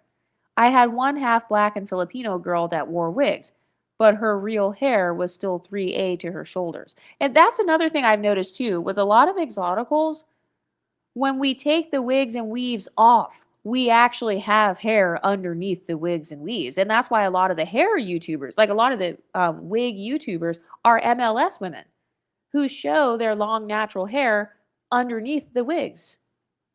I don't see a lot of unambiguous women doing that. You know what phenotype I see who has alopecia the most? It's unambiguous women. You know what babies I see on the internet already going bald and getting wigs and weaves when they're babies? It's unambiguous little girls. So I think that's another thing too. That's another point of contention. That's another point of jealousy. The fact that when we take off the wigs, we still have our hair underneath and we still have edges and all that. The exotical space says they always post the same dark-skinned Aborigines in Australia that naturally have blonde hair when they want to say that's what they want to look like when they wear a straight blonde wig. Yeah, but they don't have the same features as the Aborigines. And that's why I talked on TikTok. By the way, be sure to follow my TikTok at exoticals.united. That's why I made TikToks on there where I was talking about pretty face privilege and how some women are literally jealous of your face. They're jealous of your face card. One West princess says exactly, but they don't mention that the blonde grows out once they become adults. I've only seen them post children, not the adults with the blonde hair. Chelsea says the talking points are getting tiring because it's never about actually being truthful. Of course, that would require introspection and accountability and the willingness to change. Meredith Gray says, hey, pretty girls. Hey, pretty girl club. Chelsea says, exactly. If wigs were so protective for unambiguous women, they would have long hair under them. The key thing is they don't and don't want to take care of their hair. Yeah, and for all the people who have smoke about exoticals, they're over here trying to study who all the exoticals are and what does their hair look like. Do you spend that same energy studying the millions of unambiguous women with alopecia right now? And also, even if all of us were bald-headed scallywags, who gonna check us? Let's pretend that that talking point is true. Let's pretend that all of us exoticals are basic, we're all ugly, we're all bald-headed, we're all dark-skinned bleachers or whatever. Okay, now what? Who gonna check us? We're still here. Clearly you're still mad. Clearly you're still threatened. And by the way, our talking points still stand. Whether we're bald-headed, whether we have 4C hair, whether we're light-skinned black, whether we're dark-skinned, our talking points still stand. So notice how when they can't address exotical talking points, it automatically goes to, okay, well, let me try to randomly find who these people are, or let me comment on this girl who has blonde highlights. They're doing that because they're uneducated and they can't argue the talking points. That's why they have to get high and drunk before they even go on a stream. That's why they have to bring up people's personal lives or whatever, or they have to bring up people wearing highlights. Pretty in Between says they love to try to weaponize our insecurities against us, but we openly talk about them because we don't have an inferiority complex. Exactly. We have a safe space over here, so we're not, we don't go through the world with shame. That's what that is. A person that's trying to weaponize insecurities, they are hoping that you will feel ashamed.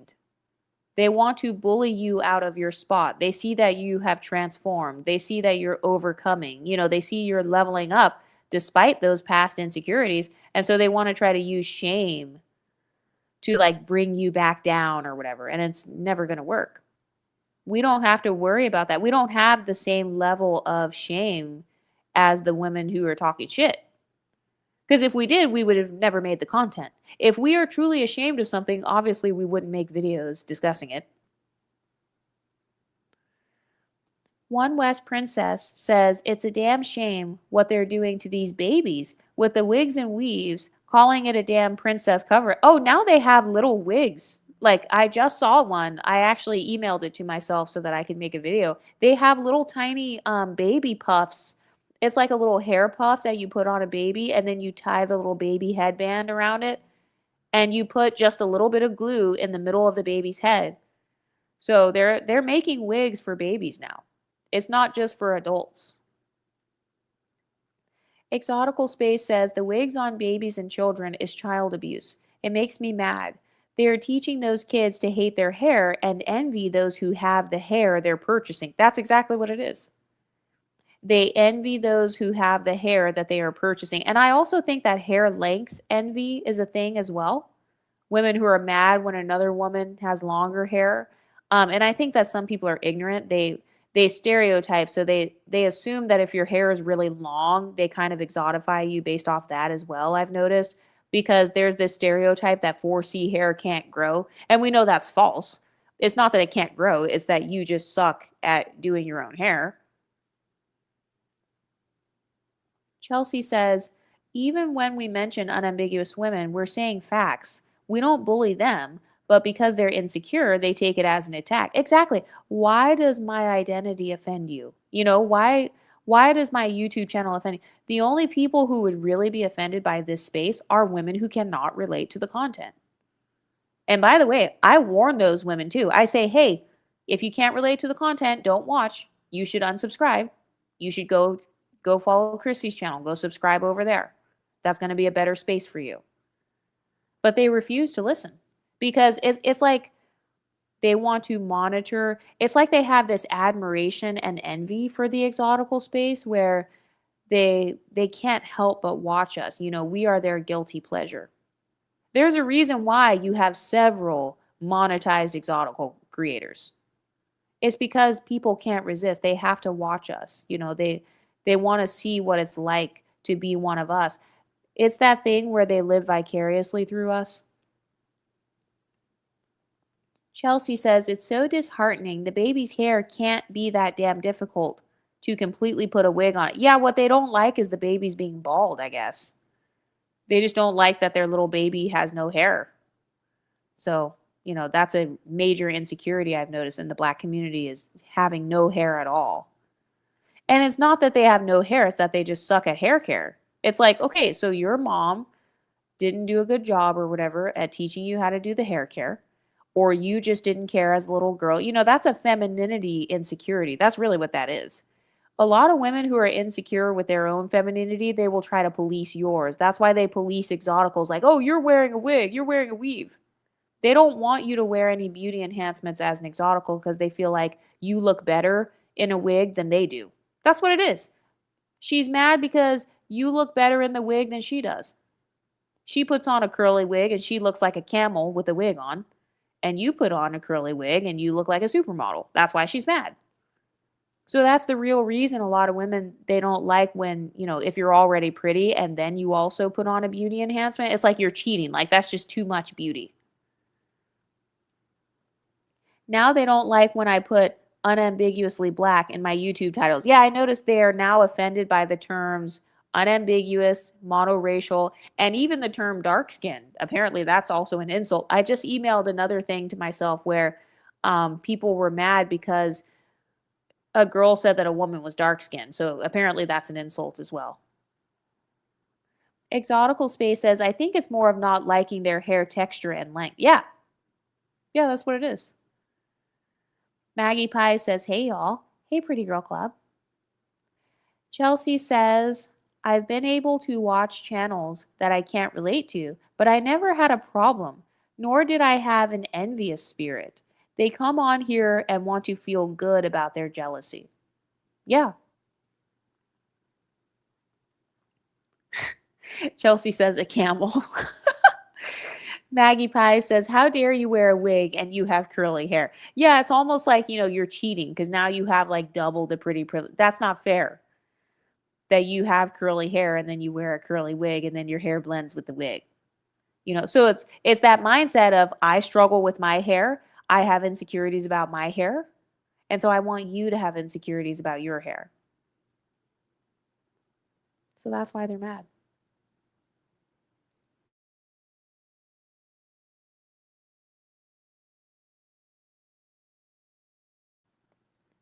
But another thing I wanted to talk about is, why is it that Black empowerment YouTubers, they never have any like proof of their advice working? Has anybody noticed that? They talk all this crap about leveling up or swirling or, dating white men or whatever. But then the creators themselves, they never have actual testimonials about it working for them.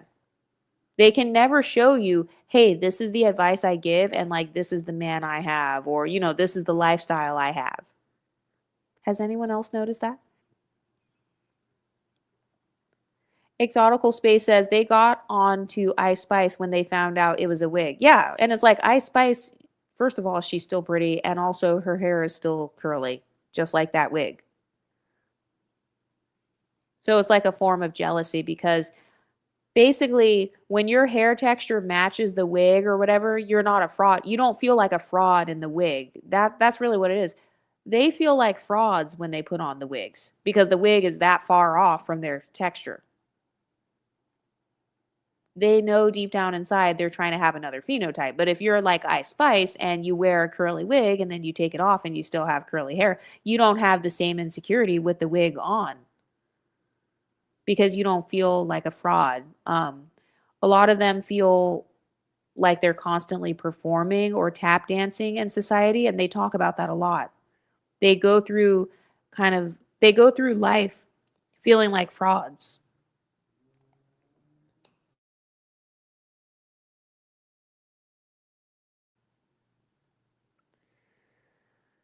Maggie Pie says they always have marriage advice and never married. Yeah, I've noticed that. Like anybody that gives advice, I try to look at their actual results. Like, okay, what did they gain from their content, or what did they achieve based on their talking points?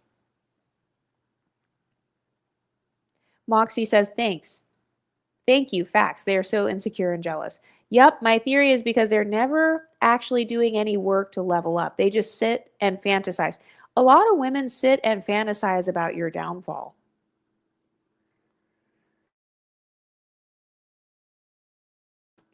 Have you ever seen that content where it's like, oh, she went from a preference to baby mama, or she couldn't keep him, she can't keep a man or whatever, or she's a 304, or she's a femcel. No matter what we do, it's always wrong. Yeah, they're sitting and fantasizing about your lack of social status. They're fantasizing about how, one day they will have more social dominance than you. Ash says they expect us to be just as fake. Yeah, that's what it is. They get mad when you don't have the same insecurities as them. They're insecure about their wigs. You're not. They're insecure about their natural hair. You're not. They're insecure about their blackness. You're not. So they get mad when they can't trauma bond. The Slim Fit Pre-Med said, just saw a new video on Chrissy's channel basically going to bat for Nicolandria, and it's like I didn't realize how serious black women are caping for that man. It's kind of scary. Yeah. They're caping for a man that he allowed Sierra to come to the party. So imagine your boyfriend allowing a woman he just fucked on national TV. He allowed her to come to a Nicolandria party and be posting stories. She posted a story that said, "Don't you wish your girlfriend was hot like me?" And Nick was in the background. Nick allowed this. And this is the man that they are defending. Exotical Space says, this black lady posted a video ranting, saying Ice Spice is now trying to get in good with the Latino community because black women won't support her anymore. Well, that's funny. Ice Spice was already popular, though. She's becoming even more popular. She was just in the SpongeBob. She's going to be a part of the SpongeBob franchise. So that's a huge, you could just do one movie and never work the rest of your life. So, that's a coping mechanism that black lady posted a video. And why is it always some dusty woman laying in her bed in a bonnet or with a do-rag on talking about an international celebrity? Has anyone else noticed that? Like, look at the body types, look at the faces, look at the teeth, look at the side profiles of the women who are talking shit. It'll be like a pregnant woman in a dusty apartment. Remember one of them? It was like a pregnant woman in a dusty apartment. It's like, ma'am, you're about to birth a baby into the middle of poverty, and you're over here talking about Tyla. You're talking about random celebrities. And a lot of these women are desperate though to get paid. So, they'll say anything to go viral. So when you are the exotical it girl, of course, you are the key for them to go viral. Ash says they think talking shit about us is going to make us hate ourselves, and that's not how self-esteem works. Yeah, we have an internal locus of control. So, exactly. That's why I'm not insulted or anything. That's why I don't mind saying their names and stuff. You know how some people are like, oh no, don't say their name because you're going to draw attention to their channel. More people are going to watch the video. That's fine. I don't have a problem with that because, this is not, it doesn't actually hurt me or anything. JT Hellstrom says demented. And she has said she is mixed with Dominican, so what's the problem? Yeah, I think it's a sense of jealousy that people have. They're just mad that she has a fluid identity. By the way, her new song is fire. I love that song. And I loved the styling in that video. She looks so cute. Ash says they want us to be losers so bad, but baby, we are not. They are crabs in a bucket trying to tear us butterflies apart. Fifi says Nick is MAGA and probably don't even F with black people for real. Oh yeah, he said the N-word on his TikTok. I already made a video about that. And he talked about Chinese people eating cats and dogs. Also, he has a history of not preferring unambiguous dark-skinned black women at all. So, yep. And his whole family is also MAGA as well. Maggie says unambiguous women need Olandria to win because they have no one else to live vicariously through. Yeah. And it's funny too because a lot of them don't even look like Olandria either. If Olandria weighed an additional 200 pounds, then they would look like Olandria. But they still can't even relate to her in terms of body type, in terms of having straight teeth, in terms of, well, I don't know if she has edges. I think she has edges, but yeah, a lot of them don't even look like Olandria. Chelsea says, I hate the advice or femininity channels that are in the BWE because they become so pick me and cape for black men. Yeah, I've noticed a lot of them have this mentality of male centered femininity. So their femininity is based on what do white men think of me? What do white men think of my voice? What do black men think of my body or my hair? You know, it's always based on what some man thinks. Maggie Pie says Olandria has a nice body and she's pretty in the face and she is not ratchet, so they need her to win no matter how down bad she is. West Princess says if Ace was caught up in these scandals the way Nick is, they would tear him apart and call Chelley a pick-me. Yeah, if there were pictures of Ace kissing another woman, if there were rumors of Ace being poly and bi, and pictures of Ace in another woman's bed, do you know how disrespectful that is? Do you know how much a man has to view you as not shit to post pictures in another woman's bed? Nick is so disrespectful. If Ace would have done that, he would have been canceled. Ash says they are man crazy. They get it from the black church. Oh my God, the accuracy of this comment is hilarious. They get it from the black church. The number of broken households tell that. And they try it with multiple men. If you look at the kids following behind them, the amount of pick-me's that are created in churches, it's just insane. And that is so true. Because even like in the church, they teach this concept of a woman has to be a helpmate. You know, as a woman, your whole entire life, you were created to help a man with his purpose. You were created to submit to a man. That's literally in the Bible. If you don't believe me, go look at Proverbs 31. So, yeah. Pretty in Between says, we don't make our hair political. We just have fun with it. Yeah, exactly. I feel like a lot of unambiguous women, they made the mistake in the past of making their bodies into political, like, you know, like politicizing themselves, you know, so with the whole Black Power movement, there was the whole Afro thing, and then there's the whole protesting thing where women were literally going out, risking their lives, you know, risking death so they can stand up for these black men. So I think that was a social climbing mistake. It was politicizing everything about themselves. And I think as exoticals, because we're just not as deeply entrenched in the black community, or, you know, we're not as accepted, honestly, because we've already been othered in the black community, we don't feel as much of a pull to go and like protest or politicize everything. So yeah, this whole argument about hair, like, oh, exoticals aren't allowed to wear wigs, or, you know, they're not allowed to wear blonde highlights or whatever. It's like, okay, so what do you want us to look like?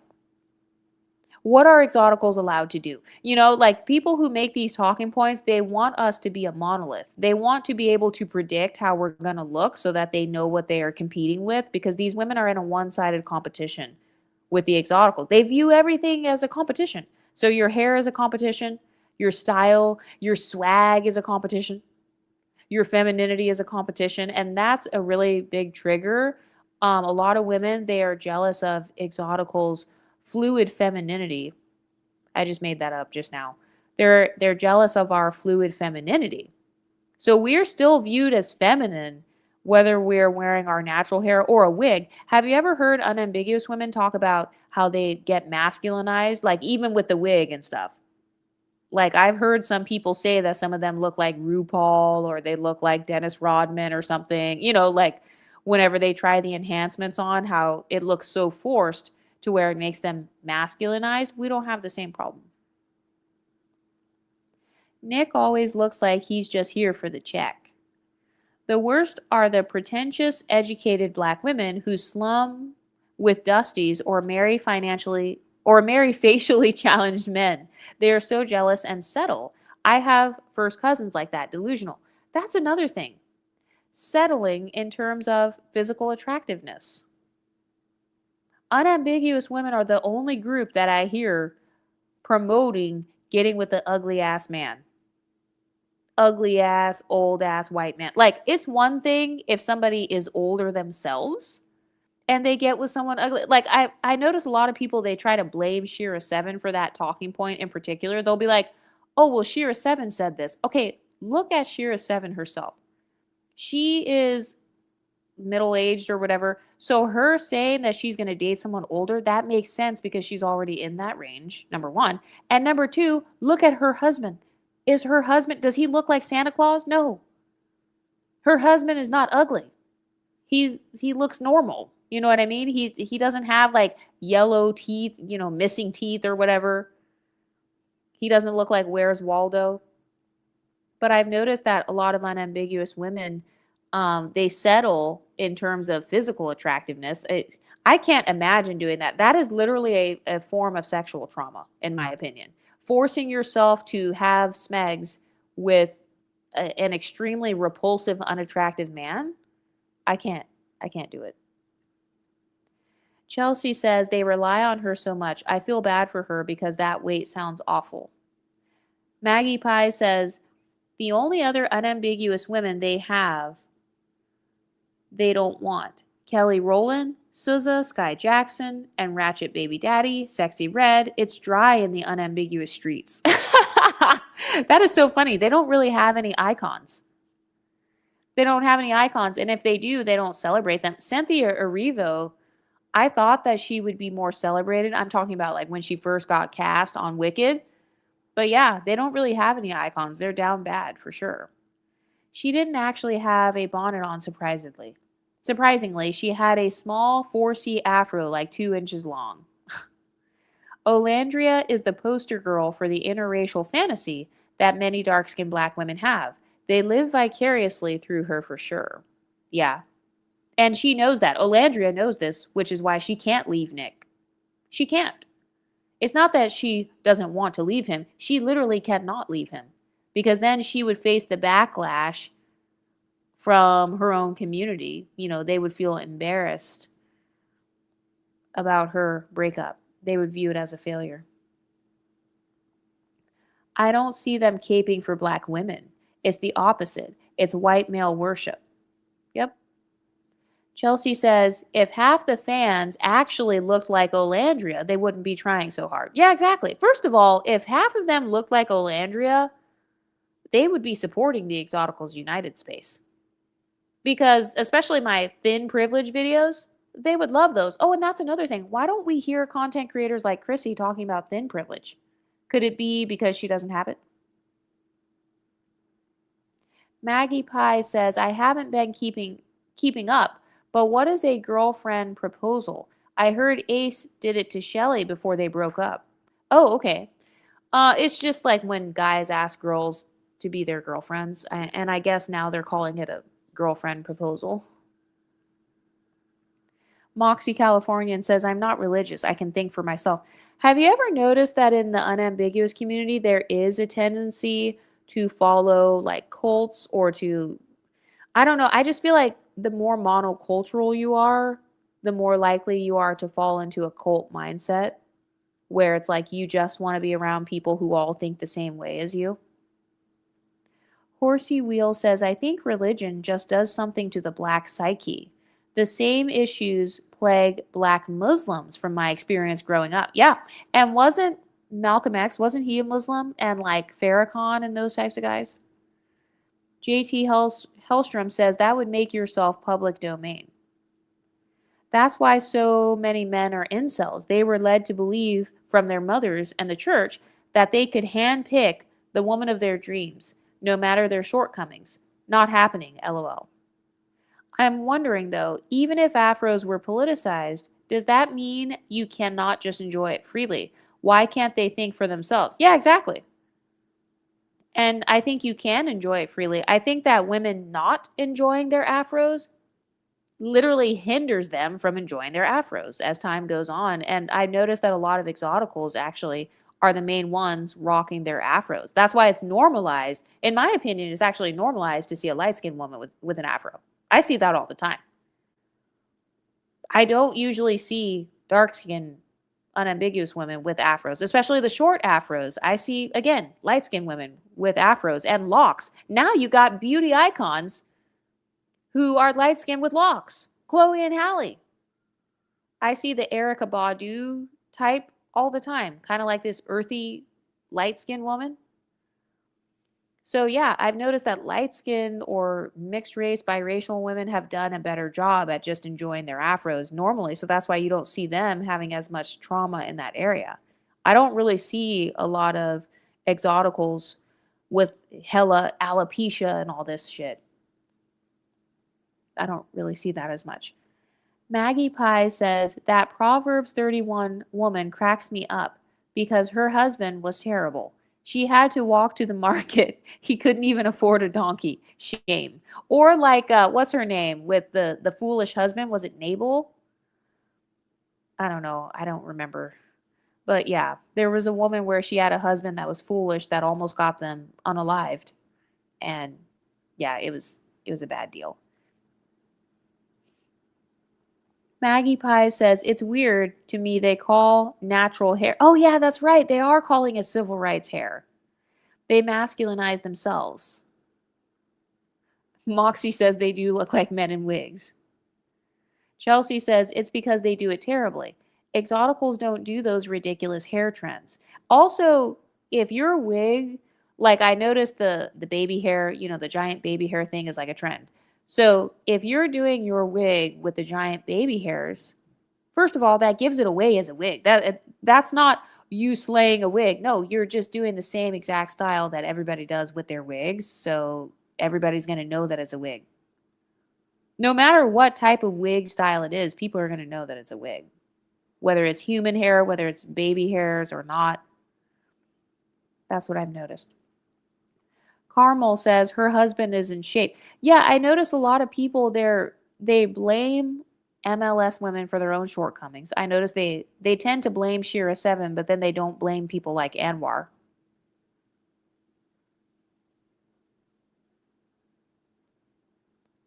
The Slim Fit Pre-Med says, I love Shira.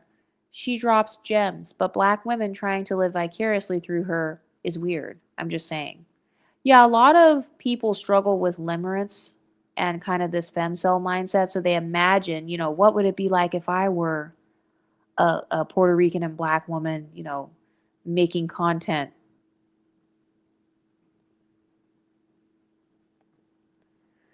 Ash says, I don't think Kelly is dark anymore. Yeah, you know what? That's right. I don't think Kelly's dark anymore. Last time I saw her, she was the same color as Trina. What's wild is Brandy, a dark skinned woman, mentioned her skin tone.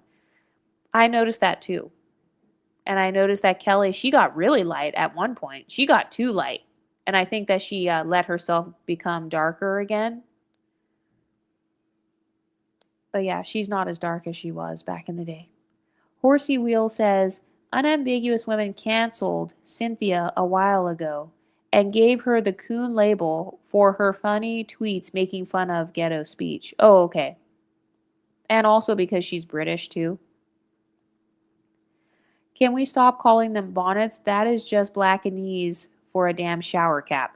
And I never understood, like, why would I wear a bonnet over my own natural hair? That's another thing. People are talking about exoticals. Oh, well, this person's wearing highlights. Well, this person's wearing this. Okay, what about the women who would rather go in public with a silk bonnet rather than their 4C hair? If your 4C hair is so cute and healthy and all that, you should have no problem going out with it in a little ponytail or something. But I feel like it's partially because of the texture of the bonnet. The bonnet is still silky in texture. So it almost gives the illusion of, like, I don't know, silk next to your head or something. I don't know what it is, but I'm like, I've never been interested in rocking a bonnet like that. I never understood that either.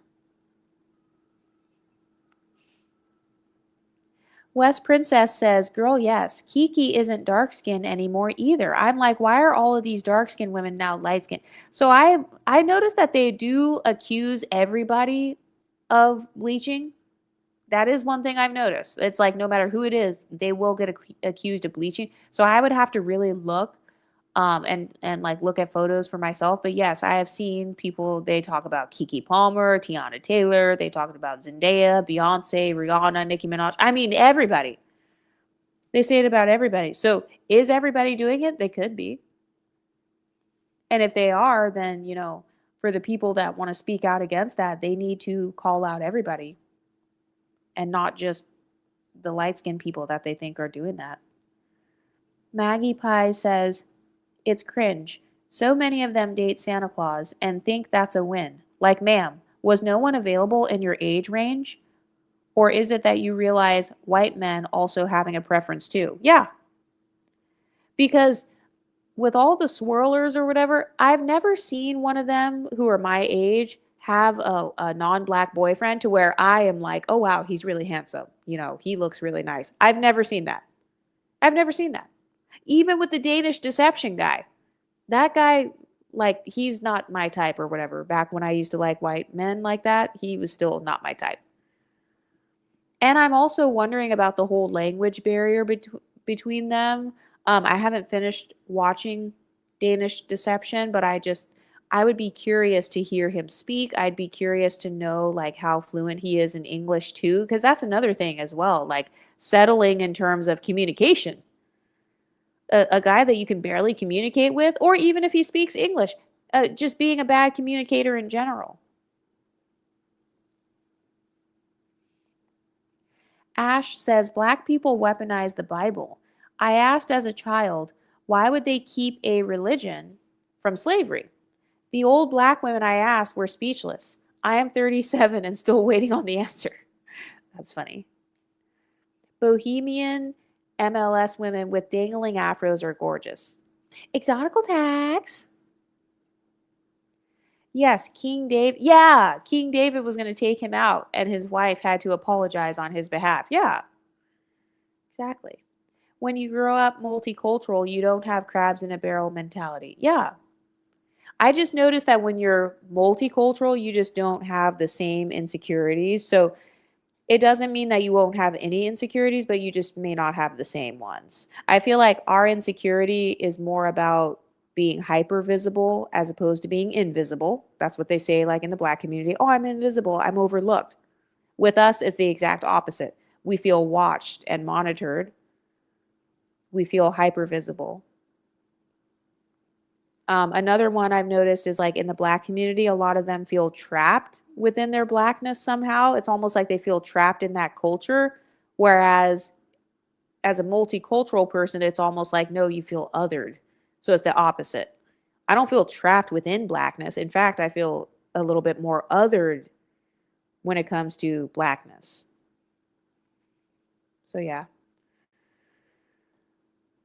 I've heard of oh yeah, I was gonna make a video on that too because I just saw a video today of a woman who was flat ironing her micro braids.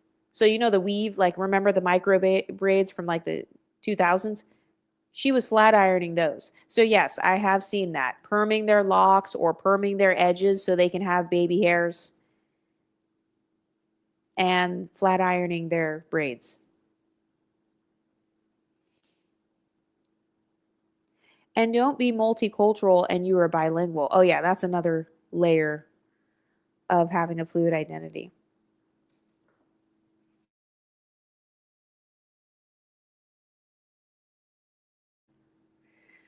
Yaha says Abigail EU, and yes, the husband was foolish, and Abigail was beautiful and wise. Thank you. Okay, so I did remember. They are hiding the lace front with the baby hair.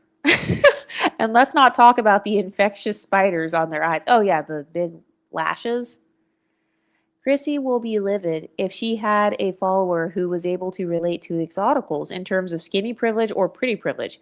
Two things she doesn't benefit from. Yeah, notice how like if somebody comments on my channel and they say something like, "Oh, I follow both of you," or "I follow this other person too," or like I don't get mad at that because I don't want to control who people watch.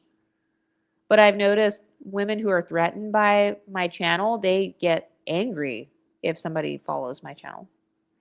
FKA Twigs and Willow Smith, oh yeah, are both lock icons as well. I can't find young, unambiguous women in real life who wear their hair like that. That's such a good point. I love Willow Smith. Exotical Space says, how do you feel about non-black women wearing bonnets? Black women say they aren't supposed to wear them because of their hair, but I've seen them have wigs on under the bonnets. Like white women have wigs on under the bonnets or black women. White women have been wearing bonnets for hundreds of years. They just look different than the black women's bonnets. Like the Mennonite women, Amish women. So I'm not offended at all. Um, I don't see a problem with women who are white wearing bonnets. But this was a great stream, you guys. I am about to lay down now. But I love you guys. Be sure to subscribe to the Patreon and be sure to get your exotical tax. Bye. Stay pretty, ladies.